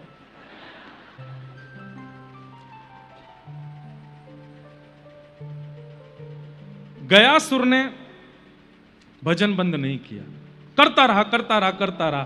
तब अंत में जाकर के ठाकुर जी को आना पड़ा और ठाकुर जी सब देवताओं ने कहा इसका शरीर बढ़ता जा रहा है, कुछ दिनों में ये स्वर्ग तक आ जाएगा और जब ये विशाल हो जाएगा फिर इससे कौन युद्ध करेगा? नाथ इसको रोकिए यहीं पर। अनेक प्रयास कर ठाकुर जी ने कहा 33 कोटि देवता चढ़ जाओ इस पे, इसका शरीर अब नहीं बढ़ेगा। सब चढ़ गए फिर भी उसका शरीर रुका नहीं। अंत तो गत्वा वही हुआ क्या? ठाकुर जी को अपना चरण उसके सिर पर रखना पड़ा और जैसे ही ठाकुर जी ने अपना शरीर, अपना चरण उसके सिर पर पधराया, तुरंत उसका शरीर वहीं रुक गया और फिर दोबारा छोटा होने लगा और होते होते होते होते वो पूरा फैल गया नीचे, मतलब बिल्कुल समाविष्ट हो गया। प्रकट होकर के उसने ठाकुर जी से कहा कि नाथ बस मैं यही चाह रहा था कि आप अपने चरण कमल प्रदान करें। भगवान बोले कुछ मांगो। बोले कुछ नहीं चाहिए। बोले आपके चरण कमल बड़े अद्भुत हैं लेकिन सबको प्राप्त नहीं होते, आप बस एक वरदान दे दीजिए। बोले क्या? जो कोई भी यहां आवे और आकर के अपने पितरों का पिंड दान करे या तर्पण करे तो श्री चरण आपके इस भूमि को प्राप्त हो गए हैं। यहां पर कहीं भी बैठ करके भी पितरों का स्मरण करके कुछ अर्पण कर दिया जाए तो उनको मुक्ति मिल जाए। ठाकुर जी बोले तथास्तु। ये कथा गया की सब सुन रहे थे, चैतन्य महाप्रभु भी भाव से बैठ करके सुन रहे थे। जैसे सुने कि इस भूमि को चरण मिले हैं तो सोचिएगा चैतन्य महाप्रभु क्या सोचने लगे। बोले कि गया को, गयासुर को कितने चरण चिन्ह मिले थे? तब आपके साथ में जो आचार्य चरण चल, उनके एक ही बार चरण रखा था बस ठाकुर जी ने, तो आपके नेत्रों से अश्रु आने लगे। एक बार चरण पड़ने पर इस भूमि की ये महिमा हो गई। उस वृंदावन में तो ठाकुर जी नृत्य किए हैं, उस वृंदावन में तो ठाकुर जी कूदे हैं, उस वृंदावन में तो डोले हैं, गिरिराज जी पर चढ़े हैं, यमुना जी में गए हैं, कोने कोने में जाकर के अपने चरण चिन्ह अंकित किए हैं। वो वृंदावन कैसा होगा? जो पूरा वृंदावन कृष्ण चरणों से अंकित है, उस वृंदावन की स्थिति कैसी होगी?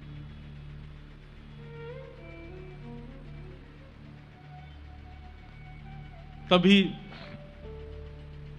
गया जी के मार्ग में ही एक पर्वत था और उसी पर्वत पर भगवान के चरण चिन्ह अंकित थे। आप वहां दर्शन के लिए गए, सब शिष्यगण खड़े थे, साथ में आचार्य चरण भी खड़े थे। पर्दा लगा हुआ है, अभी पुजारी जन कुछ पूजा आदि कर रहे थे और जैसे ही पर्दा हटाया और उस शिला पर जब ठाकुर जी के श्री चरणों का दर्शन किया, चरणों का दर्शन करते ही आपके चित्त में जो श्री राधा भाव था, किशोरी जी जब श्री चरणों के चिन्ह देख करके जैसी हो जाती थी वैसा अनुभव आपको होने लगा।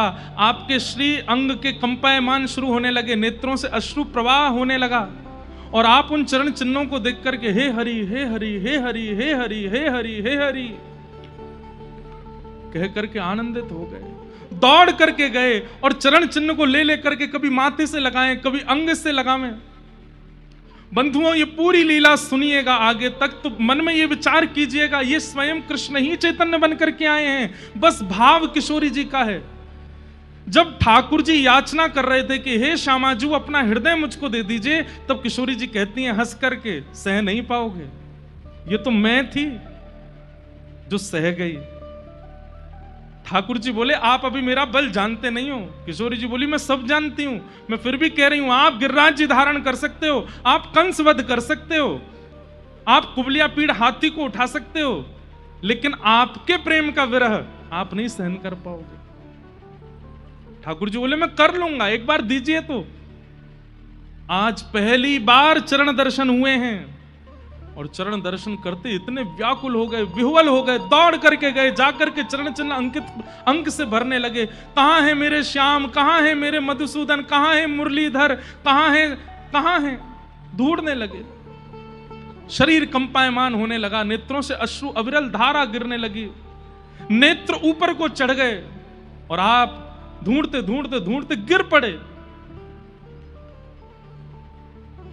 इतने में ही वहां माधवेंद्रपुरी दास के एक शिष्य ईश्वरपुरी जी विराज रहे थे।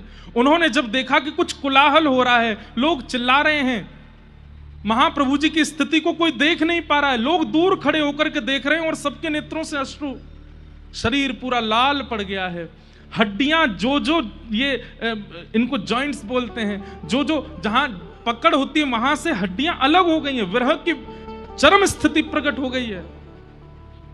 छोटे छोटे बच्चे वो क्या जाने कि कैसे संभालना है, कोई पैर मल रहा है, कोई हाथ मल रहा है और आप बस हे हरि हे हरि हे कृष्ण हे कृष्ण हे कृष्ण, कहां हो। जैसे गोपियां व्याकुल हुई थी, जैसे किशोरी जी व्याकुल हुई थी, वैसे व्याकुल हो गए। अचानक से आप उठ करके खड़े हो गए, दौड़ने लगे, किस दिशा में है वृंदावन, मैं जाऊंगा श्री कृष्ण के पास, जाकर के उनको अपने अंग में भर लूंगा। और आप जैसे ही उस पर्वत से वृंदावन की ओर दौड़ने लगे, इतने में ही सामने से ईश्वरपुरी जी आ गए। आपने आकर के उनको अंक में भर लिया। आप निकल करके भागने लगे, लेकिन पकड़ लिया और सब बच्चों को बुलाया, जल्दी आओ। सब बच्चों ने आकर के चैतन्य महाप्रभु के हाथ पकड़े, पैर पकड़े और ईश्वरपुरी जी महाराज गाने लगे, प्रणत देहि नाम पाप कर्षणम। बच्चों से बोले गोपी गीत का गान करो। अरे इनके अंदर कृष्ण प्रेम का भाव जागृत हुआ है, गोपी गीत गाओ तभी शांत होंगे।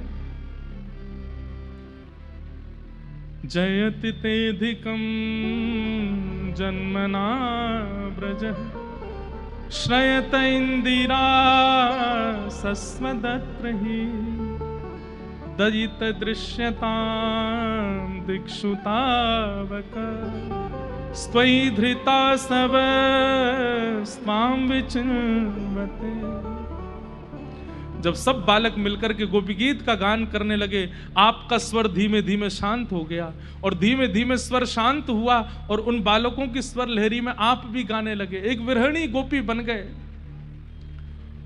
और नेत्र खोल करके कहने लगे, वहां है श्याम सुंदर, वो बैठे हैं वृक्ष के ऊपर। अरे वहां नहीं है, वो तो कोई पक्षी है। अरे उधर बैठे हैं कृष्ण, वहां बैठे हैं। जैसा विरह गोपियों को और श्री किशोरी जी को, वैसा विरह चैतन्य महाप्रभु को होने लगा। थोड़ी देर तो आप शांत रहे, लेकिन जैसे ही गोपी गीत विश्राम हुआ, गोपी गीत के विश्राम होते पुनः भावावेश आ गया, फिर से दौड़ने लगे। तुरंत ईश्वरपुरी जी बोले, बच्चों इसके आगे के श्लोक आते हैं जहां पर ठाकुर जी प्रकट हो जाते हैं, उस श्लोक का गान करो। तुरंत सबने मिलकर के गाया, ताशामाविर्भूत सौरी स्मयमाय मुखाम्भुज, ताशामाविर्भूत सौरी स्मयमाय मुखाम्भुज, पीतांबरधर श्रगवी साक्षान मन्मथ मन्मथ। और जैसे ही कहा कि श्याम सुंदर गोपियों के विरह रुदन गीत को सुनकर के पीतांबरी पहन करके प्रकट हो गए हैं, आप दोनों भुजा उठा करके वहीं तमाल वृक्ष का उसके तरफ दौड़ करके गए और मेरे श्याम सुंदर आ गए, हृदय से लगा करके रुदन करने लगे और रुदन करते करते वहीं मूर्छित होकर के गिर पड़े।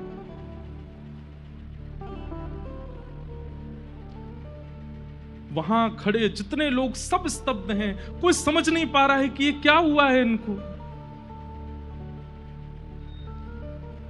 ये तो पहली बार भावावेश हुआ है, केवल चरण चिन्ह देख करके। आज निकुंज में विराजमान किशोरी जी बहुत भावुक हो रहे हैं। मैंने मना किया था कि आप नहीं सह पाएंगे। ईश्वरपुरी जी गए, जाकर के महाप्रभु जी को अपनी गोद में लिटाया। आपको जब थोड़ी देर बाद होश आया, चरण पकड़ लिए, बोले भगवान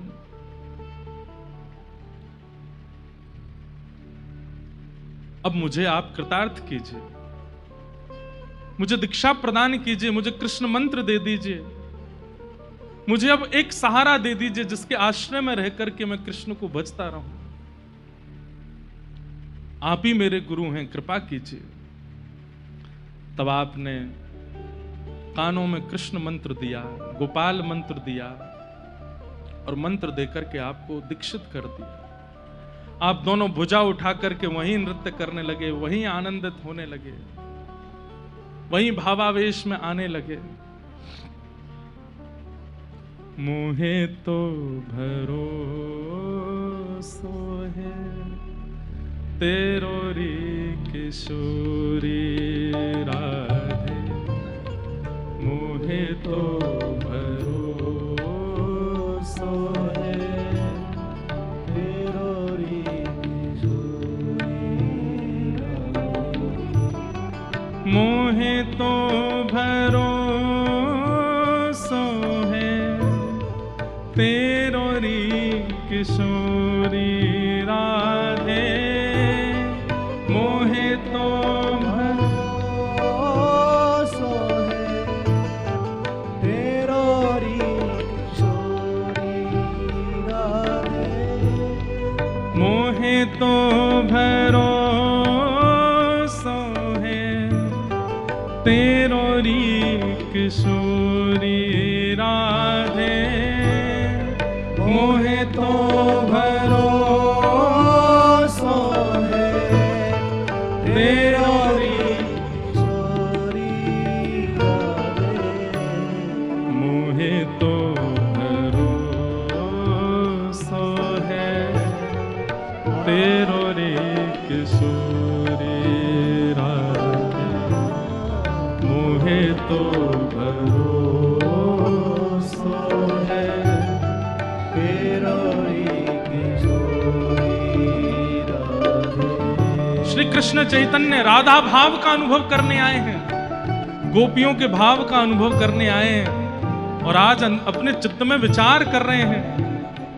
एक चरण चिन्ह देख करके ये स्थिति होती थी गोपियों की, ये स्थिति होती थी प्रिया जी की, लेकिन वो कैसे संभालती थी स्वयं को। तो आज जब अपने आप को ऐसे भाव में देखा तो किशोरी जी को याद करके गा रहे हैं। साधनहीन दीन में राधे, साधनहीन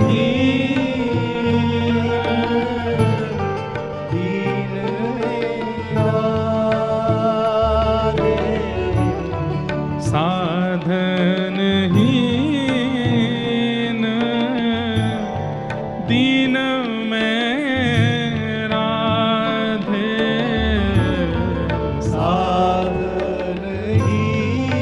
साधनहीन दीन में राधे, तुम करुणामयी प्रेम अगाधे, तुम करुणामयी प्रेम अगाधे, हे तुम करुणामयी प्रेम अगाधे, तुम करुणामयी प्रेम अगाधे, मोहे तो भरोसो है तेरो रे किशोरी राधे, मोहे तो भरोसो है तेरो री किशोरी राधे, भुक्ति मुक्ति ना मागत केवल, भुक्ति मुक्ति नाम मागत सब लोग गाइएगा। केवल, भुक्ति मुक्ति ना मागत केवल, भुक्ति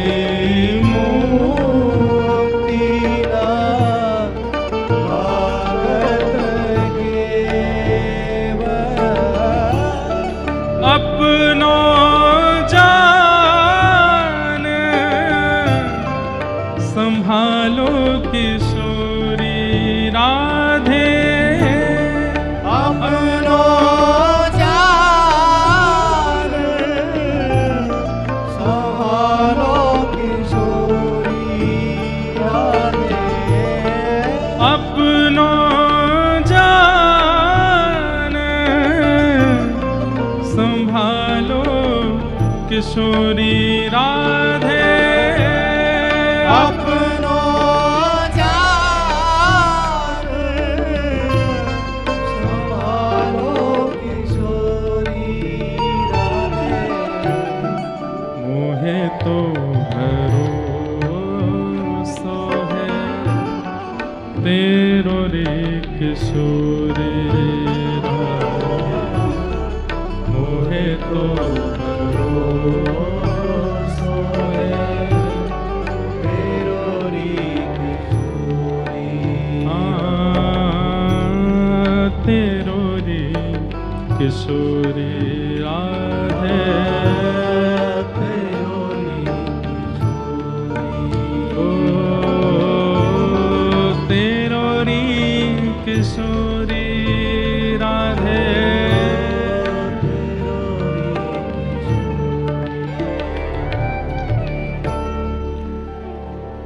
आपके मन में ऐसी भावना प्रकट हुई कि अब तो मैं वृंदावन जाऊंगा, लेकिन तभी आकाशवाणी हुई और वो केवल महाप्रभु जी को सुनाई दी और उसमें आकाशवाणी ने आगे की संपूर्ण लीलाओं का उनको भाव बताया कि अभी वृंदावन नहीं जाना है, अभी उससे पहले आपको कई जीवों पर कल्याण करना, क्योंकि आप वृंदावन जाएंगे तो फिर लौट करके नहीं आ पाएंगे। आप भगवत तत्व हैं लेकिन आचार्य तत्व में गए हैं, इसलिए जीव कल्याण के लिए अभी आपको बहुत लीलाएं करनी है, कई जीवों का उद्धार करना है, कई प्रेम पिपासुओं के ऊपर आपको अभी अनुग्रह करना है, इसलिए अभी आप वृंदावन नहीं जा सकते। कृपा करके अभी आगे की लीला संवरण करें। और यहीं से पंडित राज गौरांग अब भक्त राज हो गए। पंडित राज थे पहले इतने चंचल थे और अब उतने ही गंभीर, उतने ही सरल, उतने ही एक बात हम आपसे कहें, श्री गौड़िया वैष्णव परंपरा से अगर आप दीक्षित हैं तो आपके स्वरूप में कुछ हो चाहे ना हो, लेकिन एक चीज का दर्शन होना चाहिए, विनम्रता। क्योंकि श्री गौरांग महाप्रभु के भाव में विनम्रता है। अगर दूर से ही विनम्रता का दर्शन हो जाएगा तो सामने वाले को ये विचार करना पड़ जाए, ये निश्चित ही गौड़िया होगा, भले ही तिलक ना दिखे उसका, उसकी विनम्रता से अनुभव हो जाए कि ये गौड़िया वैष्णव है, ये महाप्रभु जी के भाव में। वैसे तो ये विनम्रता हम केवल गौड़ियाओं को ही क्यों कहें, सारे आचार्यों के अनुयायियों के अंदर विनम्रता होनी चाहिए, सरलता होनी चाहिए, दीनता होनी चाहिए, पर विशेष रूप से विनम्रता हमारे गौड़िया वैष्णवों में होनी चाहिए। अत्यंत दीन हो गए महाप्रभु जी। आप लौट करके आए, जिस स्थिति में गए थे और उस स्थिति में जब बालक नहीं लौटता है, सब लोग इधर देखिए, ध्यान से सुनिए कथा, मां को कितनी वेदना होती है।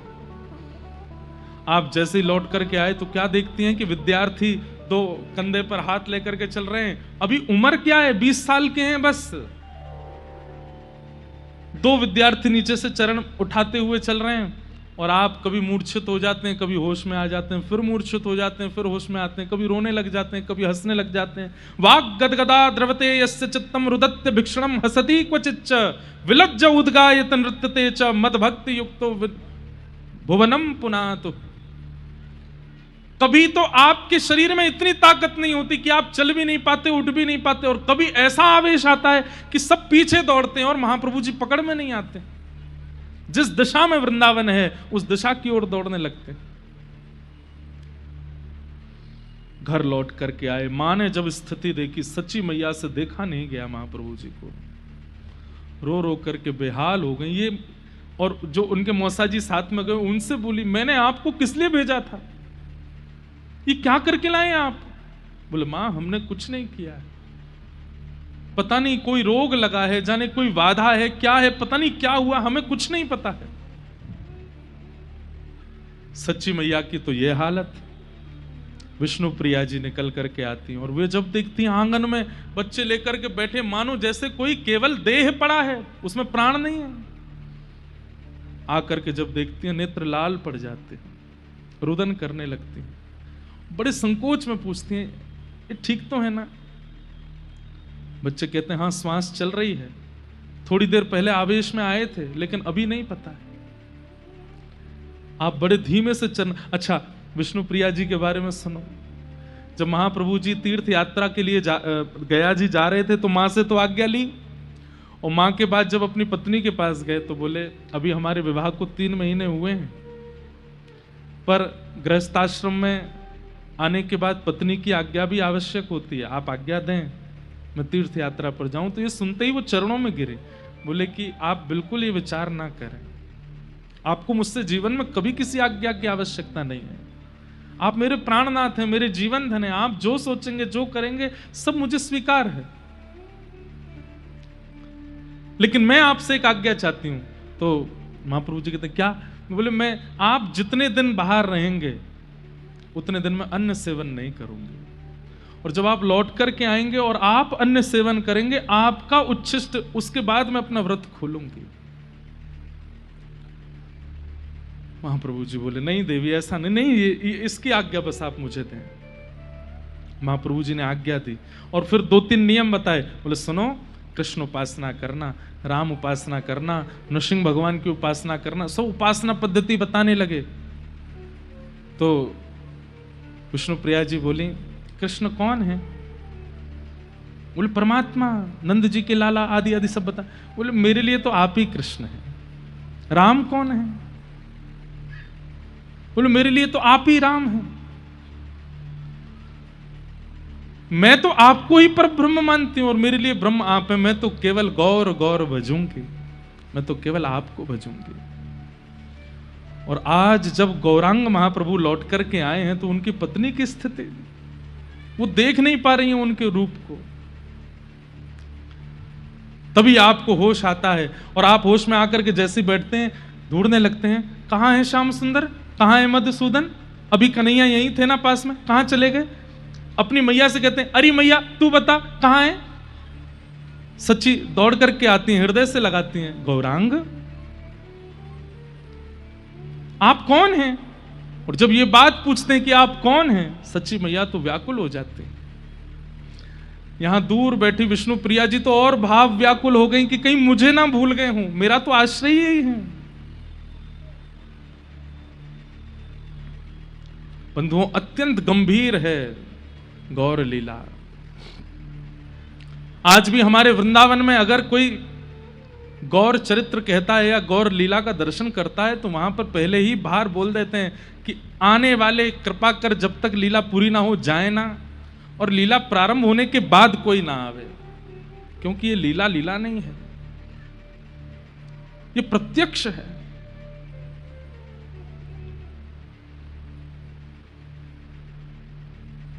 चैतन्य महाप्रभु जब जब भाव समाधि में गए कोई औषधि काम नहीं कर पाई, कोई वैद्य काम नहीं कर पाया, केवल एक ही औषधि थी और वो था नाम महामंत्र। बस मंत्र गाया जाता था, उसी से ही वे स्वस्थ होते थे। और यही गोपियों की स्थिति है। आप अगर चैतन्य चरित्र सुन रहे हैं तो आप एक प्रकार से ये कह सकते हैं कि कृष्ण विरह में विहरणी आप ब्रजवासियों के चरित्र को सुन रहे हैं। एक साथ लाखों ब्रजवासियों के हृदय का भाव श्री चैतन्य महाप्रभु के अंदर दिखेगा आपको। ब्रजवासी भी ऐसे ही थे, वे भूल जाते थे। जब से ठाकुर जी मथुरा गए वे भूल जाते हमारा घर कहाँ है, हमारी मैया कौन है। कई बार तो मैयाएं रोती डोलती हमारो लाला हमें ही भूल गए हो। 2 दिन बाद उस बालक को याद आता मेरी मां कौन है। कृष्ण विरह ऐसा था। गदाधर जी आए, चैतन्य महाप्रभु उनसे बोले सुनो मुझे स्नान ध्यान करना है, प्रसाद पाने से पहले स्नान करना है। सच्ची मैया बोली लाला मैं तेरे लिए प्रसाद बनाई हूं, तू पाएगा ना? माँ ऐसे नहीं, अभी मैं स्नान करने जाऊंगा उसके बाद पाऊंगा। अभी होश में आ गए और आप गदाधर जी के कंधे पे हाथ धर के गंगा स्नान के लिए जाने लगे। बीच रास्ते में ही भावावेश आ गया और वहां कहने लगे तुम मुझे वृंदावन लेकर के जा रहे हो ना, ये सामने यमुना जी है ना, लेकिन गदाधर यमुना का जल तो श्याम वर्ण का है, ये गौर वर्ण क्यों दिख रही है? अरे ये गंगा जी, ये यमुना जी नहीं है, ये कोई और नदी है, और कहीं ऐसा तो नहीं है वृंदावन नहीं। और फिर से रोने लग जाते, अरे ये तो वृंदावन है ही नहीं, ये तो यमुना जी है ही नहीं, यमुना जी कहाँ है, वृंदावन कहाँ है? मुझे वृंदावन लेकर के जाओ, और उठ करके फिर दौड़ने लगते।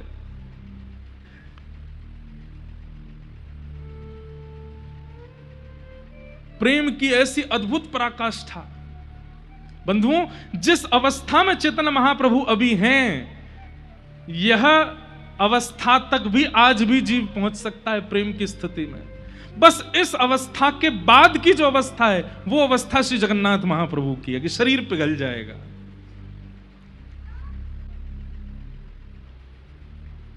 महाप्रभु जी स्नान किए, लौट करके आए, सब ठीक हैं। घर में आकर के जैसे शालिग्राम भगवान का अर्चन करने के लिए बैठे, शालिग्राम भगवान को देख के फिर भावावेश हो गया। अरे ये देखो श्याम वर्ण के कन्हैया ही तो हैं। हृदय से लगा करके फिर रोने लगे। बार बार ये ऐसी स्थिति होती, मायापुर के सारे लोग इकट्ठे हो गए हैं और सब वही चंचल निमाई, वही चंचल गौरांग को आज इस अवस्था में देख रहे हैं। सच्ची मैया बाहर जाती है, सबको हृदय, मेरे लाला को क्या हो गया, मेरे लाला को क्या हो गया। 2, 4, 5 दिन व्यतीत होने के बाद अब तो बातें बनने लगी। कोई कहने लगा कि गौरांग पागल हो गया है, उसकी बुद्धि में कोई हवा चली गई है जिसके कारण वो विचलित हो गया है। कोई कहने लगा, मां तुम्हारे लाला पर कोई प्रेत बाधा हो गई है। कभी कोई वैद्य आता है, कभी कोई झाड़ फूंक करने वाले आते हैं, दुनिया भर के लोग इकट्ठे हो रहे हैं, लेकिन कोई भी पहचान नहीं पा रहा है कि ये है क्या। और सच्ची मैया सब करती है, जो आकर के जो स्थिति बता जाता है वही करने लगती हैं। मेरो लाला कैसे भी ठीक है जाए। तब श्री अद्वैत प्रभु, जब उनके कानों में यह बात गई कि सब लोग ये चर्चा कर रहे हैं कि कोई बीमारी लगी है या कोई आदि व्याधि लगी है, तब आप दौड़ करके जाते हैं और सच्ची मैया के पास जाकर के कहते हैं, मैया ये कोई रोग नहीं है, ये कोई बाधा नहीं है, ये कोई प्रेत नहीं है, तो ये कृष्ण प्रेम की चरम स्थिति है मां। ये कृष्ण विहरणी भाव है, जिस भाव में आपका लाला है। बोले मैं कैसे मानूं इस बात को। तभी आप हरि बोल संकीर्तन करने लगे, तो जो चैतन्य महाप्रभु अति व्याकुल हो रहे थे, नाम संकीर्तन सुनते ही आप शांत हो गए। तब से ये नियम बन गया, जो भी महाप्रभु जी के पास जाते हैं केवल नाम गाते हैं, और वो नाम सुनकर के ही आप शांत होते हैं, नाम सुनकर के ही आप व्यवस्थित होते हैं। विद्यालय अब धीरे धीरे स्वस्थ हो गए तो पढ़ाने के लिए जाते हैं, लेकिन विद्यालय में जाकर के पढ़ा नहीं पाते हैं। वहां पर भी विद्यार्थियों के साथ नाम संकीर्तन करने लगते हैं। पोथी बांधी एक बार, फिर जीवन में दोबारा खोली नहीं, वो बंधी ही रही, केवल नाम आश्रित हो गए। नाम कहते हैं, नाम गाते हैं, नाम में ही जीवन है पूरा। ऐसे महाप्रभु जी की स्थिति हो गई। आगे जगन्नाथ मिश्र जी, महाप्रभु जी के पिताजी, उनके ही एक मित्र हैं, उनका नाम है श्रीवास। अद्वैताचार्य जी ने उनसे कहा कि तुम अपने यहां नाम संकीर्तन किया करो और श्री चैतन्य महाप्रभु के अनुगत्य में उस कीर्तन का भाव रखा करो। भावावेश की स्थिति अब थोड़ी समाप्त हो गई थी। आप भाव से वहां जाते और नाम संकीर्तन करते, लेकिन क्योंकि मुगल आक्रांता थे और वे मुगल किसी को नाम जप आदि और ये भक्ति भजन आदि सब करने नहीं देते थे, तो उनके भय के कारण कई लोग नाम संकीर्तन में नहीं आते थे। तो एक दिन सब लोगों को चैतन्य महाप्रभु ने बुला करके कहा कि आप लोग नाम संकीर्तन हम लोग यहां करते हैं, तुम क्यों नहीं आते हो। तब वे कहने लगे कि हमें भय लगता है कि कहीं कोई मुगल आक्रांत हमको मारे ना या कुछ कहे ना, हमारी रक्षा कौन करेगा अगर कल को हमारे ऊपर कोई बात आ गई तो। चैतन्य महाप्रभु को लगा मेरे पतले से तन को देख के, मेरे शांत स्वभाव और इस निर्बलता दुर्बलता को देख करके इनके चित्त में कहीं ना कहीं ये भाव तो नहीं कि हमारी रक्षा कौन करेगा। तभी आपने संकीर्तन होते होते होते होते एक दिन नृसिंह बन करके सबको दर्शन कराया। बोले नृसिंह देव की। और सब देख करके आनंदित हो गए, साक्षात नृसिंह के रूप में प्रकट हो गए।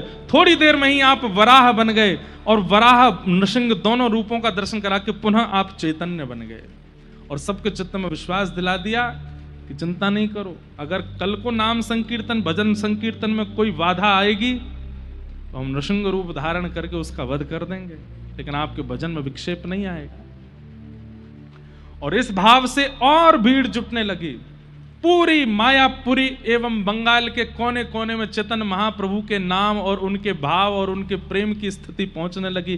कई लोग तो उसको पाखंड समझते थे, कई लोग उसको कोई जादू समझते थे, क्योंकि दूर बैठ करके अपमान करने वाले भी जब चैतन्य महाप्रभु के सामने आते थे तो उनके मुख से भी हरि बोल हरि बोल हरि बोल अपने आप प्रकट हो जाता था, केवल दर्शन मात्र से। कोई परिवार के लोग कहते कि हमको चैतन्य महाप्रभु के पास जाना है, तो परिवार के लोग डांटते, कहां जाओगे, कोई पाखंडी बाबा है, किसके यहां जाना है। लेकिन वही परिवार के लोग जब अपने बालकों को लेकर के आते तो महाप्रभु जी की एक झलक पड़ते ही वे परिवार के लोग भी नाम संकीर्तन में उन्मत्त हो जाते थे। ऐसा आपका स्वरूप है।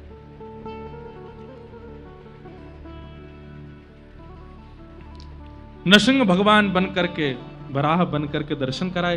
धीरे धीरे आपकी पूरी जो भजन संकीर्तन आदि कृष्ण प्रेम में उन्मुक्त जितने भी भाव थे सब एकत्रित होने लगे।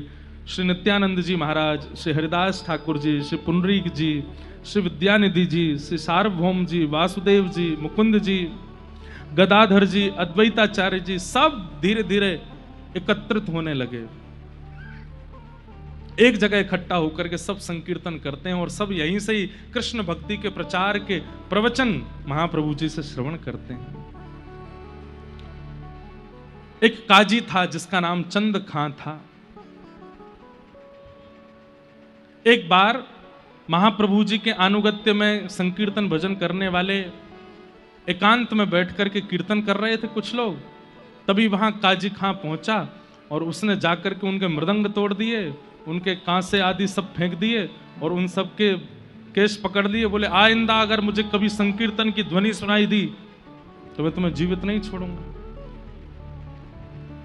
आपने जाकर के इस भाव को महाप्रभु जी के सामने कहा कि काजी खां है, वो हमको संकीर्तन नहीं करने देता है, हमको नृत्य आदि करते तो हमारे खोल आदि तोड़ देता है। महाप्रभु जी बोले सारे कीर्तनियाओं को इकट्ठा करो। सारे भक्त वैष्णवों को इकट्ठा किया, मृदंग लेकर के, कांसा लेकर के हरिनाम संकीर्तन करते। बोले चलो। बोले कहां? ये काजी खां के द्वार पे जाकर के कीर्तन करेंगे। इतना उन्माद कीर्तन किया कि महाराज पूरे नगर में और कुछ सुनाई नहीं दे रहा है, केवल और केवल हरि बोल हरि बोल हरि बोल। और बीच में नृत्य कर रहे हैं उछल उछल करके श्री चैतन्य महाप्रभु, और उनकी भाव दशा को देख करके सब लोग उन्मत्त होकर के नाच रहे हैं। कुछ लोग डर भी रहे थे, बोले अब काजी खां का घर इतना ही दूर रह गया, आने वाला है, पता नहीं क्या करेगा, रोकेगा, तोड़ेगा, कुछ करेगा। और महाप्रभु जी अभी जानते नहीं है वो कितना खतरनाक है। जैसे ही आप उसके द्वार पर गए, द्वार पर जाकर के गोल गोल घूम करके सब लोग कीर्तन कर रहे थे, बीच में महाप्रभु जी उछल उछल करके नृत्य कर रहे थे कीर्तन, उसके द्वार पर ही खड़े होके, तब भी नहीं आया। तब अंत में जब कीर्तन विश्राम हुआ तब महाप्रभु जी ने कहा कि भाई हाँ सुनो, उसको बुलाओ, कहां है? काजी चंद खां जैसे ही बाहर आया, आकर के चरणों में गिर गया।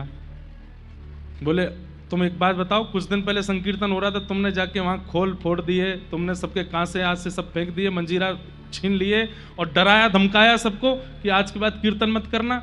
बोले जी प्रभु। आज क्यों नहीं किया? डर गए क्या?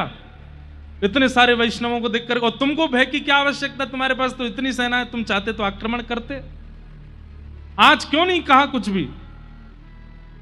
तो वो काजी बोला, महाराज जिस दिन मैंने संकीर्तन में आकर के मृदंग आदि तोड़ दिए थे, कांसे आदि फेंक दिए थे और वैष्णवों पर, उस दिन रात को सपने में एक शेर आया और उस शेर ने मुझे ऐसे उठा करके अपने जंघा पर रख लिया और अपने नाखून दिखा करके बोला, आज के बाद कीर्तन में विघ्न डालेगा? मैंने हाथ जोड़ करके कहा, हे शेर देवता। इतने में ही कोई संकीर्तनिया में बोले, शेर देवता नहीं, नरसिंह देवता बोल। बोले हाँ वो वही नरसिंह देवता। उनसे मैंने कहा कि आप मुझे मत मारिए। वो मुझे कह करके गए, बोले आज के बाद अगर तूने किसी संकीर्तन में विघ्न डाला तो बस ये नाखून छुए ही थे मेरे पेट से, वो फाड़ देते मुझको। उस दिन से मैंने ये भाव रख लिया कि अब कभी नहीं करूंगा। चैतन्य महाप्रभु ने उसके सिर पर हाथ रखा, लाओ बीच में, और लेके महाराज कीर्तन जैसे ही किया, वो काजी खां भी दोनों भुजा उठा करके हरि बोल हरि बोल हरि बोल कीर्तन करने लगा। महाप्रभु जी ने उसके हृदय को परिवर्तित कर दिया, नाम संकीर्तन में आनंदित होने लगा। ऐसे कितने वैष्णवों पर कृपा अनुग्रह श्री महाप्रभु जी ने किया। एक बार श्रीवास जिनके घर पर महाप्रभु जी संकीर्तन आदि सब भाव रखते थे, एक बार उनके यहां उन्माद कीर्तन चल रहा था।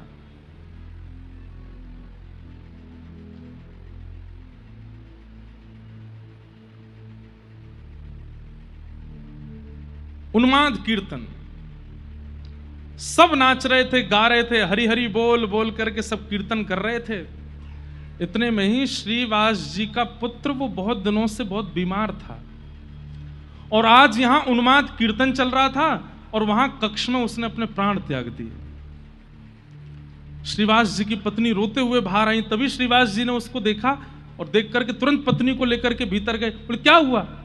हमारा पुत्र चला गया। जैसे ही पुत्र को देखा तो शरीर ठंडा पड़ा है, उसका शव पड़ा था। श्रीवास जी ने अपनी पत्नी को हृदय से लगाया, बोले कि तुमसे मैंने जीवन में कुछ नहीं मांगा, आज एक बात मांगू। बोले क्या? ये खबर बाहर नहीं जानी चाहिए। महाप्रभु जी कीर्तन कर रहे हैं, सारे वैष्णव भक्त वृंद मिलकर के हरिनाम संकीर्तन, अगर उन्हें पता चला कि हमारे घर में घटना हुई है, अभी कीर्तन विश्राम हो जाएगा। कीर्तन विश्राम होगा तो हम विचार करेंगे क्या करना है। बाहर आओ, हंसती हुई आना, आंसू पोंछ करके आओ, रोना नहीं। पुत्र पड़ा है सामने मृतक स्थिति में, और उस समय श्रीवास ये कह रहे हैं। दोनों पति पत्नी अपने अश्रु पहुंच करके आए और बाहर निकल करके भुजा उठा करके कीर्तन करने लगे। केशव माधव हरि हरि बोल, केशव माधव हरि हरि बोल, हे केशव माधव हरि हरि बोल, केशव माधव हरि हरि बोल, हे मुकुंद माधव गोविंद बोल, माधव गोविंद बोल, हाँ मुकुंद माधव गोविंद बोल, मुकुंद माधव गोविंद बोल, हे केशव माधव हरि हरि बोल, केशव माधव हरि हरि बोल, हाँ केशव माधव हरि हरि बोल, केशव माधव हरि हरि हे मुकुंद माधव गोविंद बोल, माधव गोविंद बोल। श्रीवास के यहाँ कीर्तन चल रहा है, महाप्रभु जी गा रहे हैं। आप सबकी भी धुन ऐसी होनी चाहिए कि आप भी महाप्रभु जी के संग गा रहे हैं। मुकुंद माधव गोविंद बोल, मुकुंद माधव गोविंद बोल, मुकुंद माधव गोविंद बोल, माधव गोविंद बोल, केशव माधव हरि हरि बोल,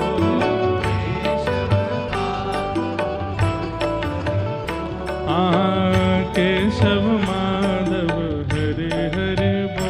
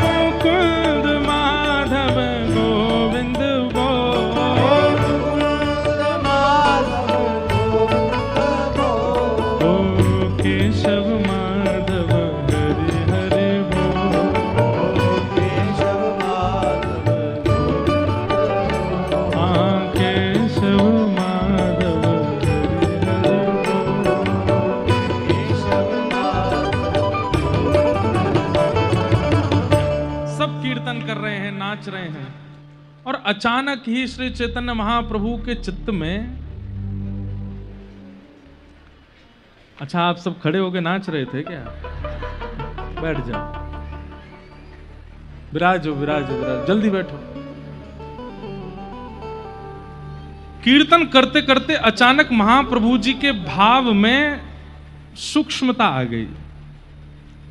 महाप्रभु जी का नेत्र खुल गए, भावावेश नष्ट हो गया और आपकी दोनों भुजाएं सामान्य हो गई, और सामान्य होकर के आप बैठ करके विचार करने लगे। अभी तो इतना प्रेम उमड़ रहा था, इतना आनंद आ रहा था, इतना सुख मिल रहा था, ये अचानक से चित्त वृत्ति की स्थिति समाप्त क्यों हो गई? कोई अशुभ घटना घटी है आसपास। और आपने तुरंत सब लोगों को बैठाया, कीर्तन विश्राम किया। अचानक से सब उन्माद नृत्य कर रहे थे और अचानक से सबको बैठा करके आपने कहा, कुछ घटना घटी है समीप में, हमारे चित्त में जो प्रेम प्रकट था वो विश्राम हुआ है, कुछ तो हुआ है। तब श्रीवास अपनी पत्नी से बोले, रोना नहीं, कुछ कहना नहीं, महाप्रभु जी को मत बताना। लेकिन वो समाचार किसी को मिल चुका था और उसने धीमे से कहा कि हे महाप्रभु जी, श्रीवास जी के पुत्र का निधन हो गया है और वो कक्ष में उसका शव पड़ा है। महाप्रभु जी ने जैसी ये बात सुनी, तुरंत श्रीवास जी सामने खड़े थे, वो तो नाच रहे थे। श्रीवास जी को बुलाया, क्या ये बात सच है? श्रीवास जी चरणों में गिर गए। जी प्रभु। आपने तुरंत श्रीवास जी को हृदय से लगाया और कहा कि आज सच्चे नाम निष्ठ का हमें दर्शन हुआ है। हे श्रीवास जी, जो भी कोई संकीर्तन, जो भी कोई नाम भावुक आपका नाम स्मरण करेगा, आपको एक बार प्रणाम करेगा, उसके नाम का, उसका फल तत्क्षण उसको राधा माधव के दर्शन हुआ करेंगे। आपने नाम संकीर्तन और भाव संकीर्तन के भाव में कोई विक्षेप ना आ जाए, इसलिए अपने पुत्र की मृत्यु को छुपाया। उनकी पत्नी अब नहीं रोक पाई, स्वयं को रोने लगी जोर जोर से। महाप्रभु जी ने तुरंत अपने हाथ बढ़ाए और कहा, एक पुत्र गए दो मिले। कौन? बोल, एक गौरांग और एक नित्यानंद। ये दोनों बाप के पुत्र हैं, हम सदा आपके पुत्र के भांति ही रहेंगे, आप बिल्कुल चिंता नहीं करना। आप मुझे पुत्र ही मानना, और मेरा भाई नित्यानंद भी आपका पुत्र है, हम दोनों ही आपके पुत्र के भाव से रहेंगे।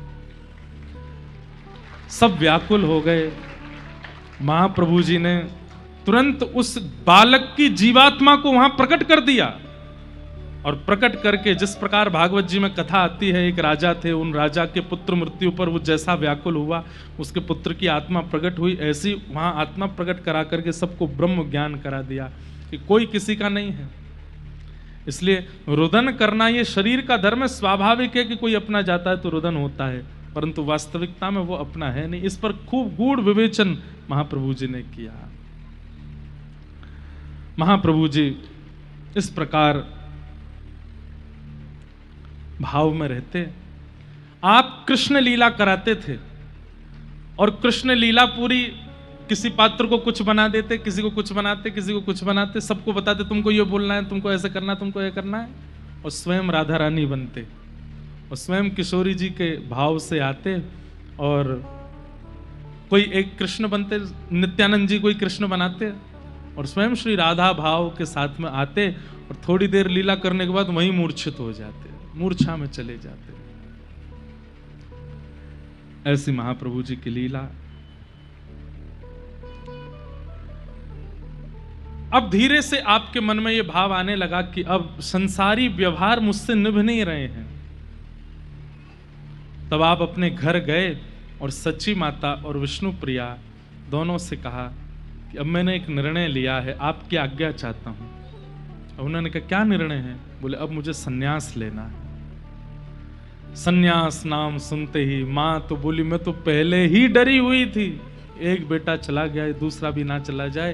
पर महाप्रभु जी बोले, इसमें कुछ बुरा नहीं है मां, पर मैं संसार के व्यवहार निभा नहीं पाऊंगा। आप देख रही हैं मेरी स्थिति क्या है, मैं घर में रहते हुए भी नहीं रह पाता हूं, मेरे से नहीं निभ पाते हैं ये भाव।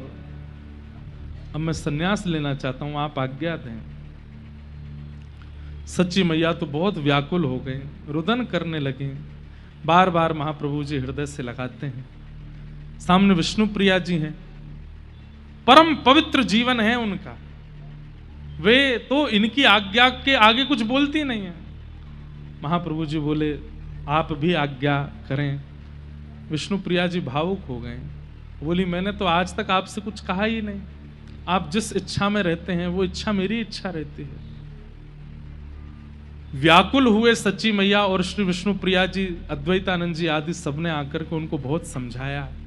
और श्री केशव भारती जी के पास आप गए और वहां जाकर के उनसे सन्यास दीक्षा ग्रहण की और सन्यास ले लिया।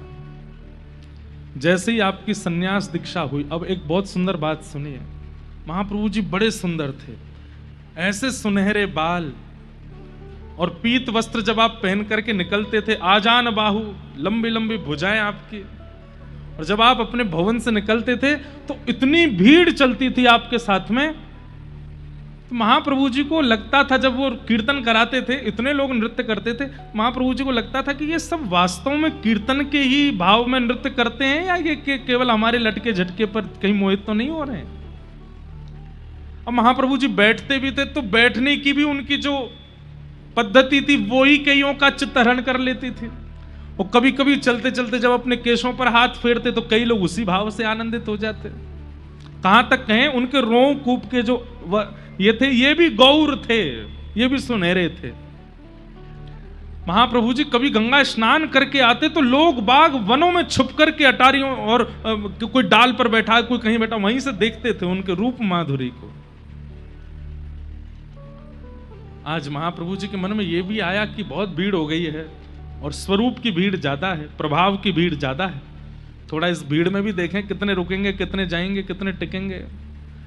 और महाप्रभु जी जब अपने समस्त केश भद्र करके और पूर्ण रूप से विरक्त हो गए, बगलबंदी पीतांबरी आदि सु पहनते थे, सब कुछ त्याग करके आज जब बिल्कुल सन्यास भेष में आए, लोग उनके उस रूप को देख करके नेत्रों से अश्रुपात करने लगे, क्योंकि ऐसा सौंदर्य था उनके रूप में। अभी भी सुंदर हैं, अभी भी सुंदर लगते हैं, अभी भी गौर सुंदर हैं, लेकिन जो रूप लावण्य था उसको देखकर किसी को तो उनके प्रति मां की, किसी को उनके प्रति पुत्र की भावना, किसी को उनके प्रति मित्र की भावना, किसी को उनके प्रति प्रियतम की भावना तक आ जाती थी।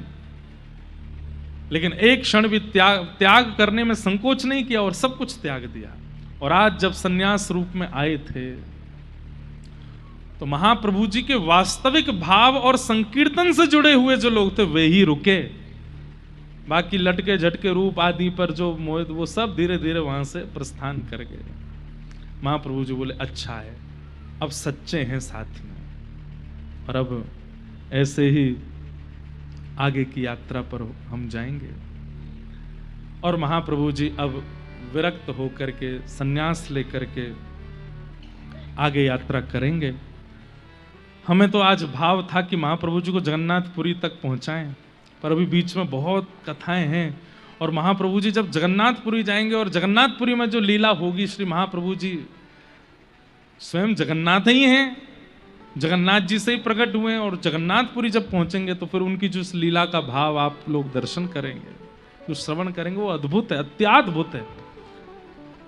इसलिए हमने लोकेश जी से कहा कि भाई अब हम चैतन्य चरित्र ही सुनाएंगे कथा के विश्राम तक, और जहां तक पहुंच जाए वहां तक कहने का प्रयास करेंगे। तो अभी जगन्नाथ लीला शेष है, उसका भी श्रवण करेंगे। वहां पर जाकर के रथ यात्रा होगी, गुंडीचा मार्जन लीला होगी, गंभीरा में ठाकुर जी जाएंगे, अलारनाथ जाएंगे, आदि आदि कई भाव अभी सब महाप्रभु जी के हम लोग सुनेंगे। एक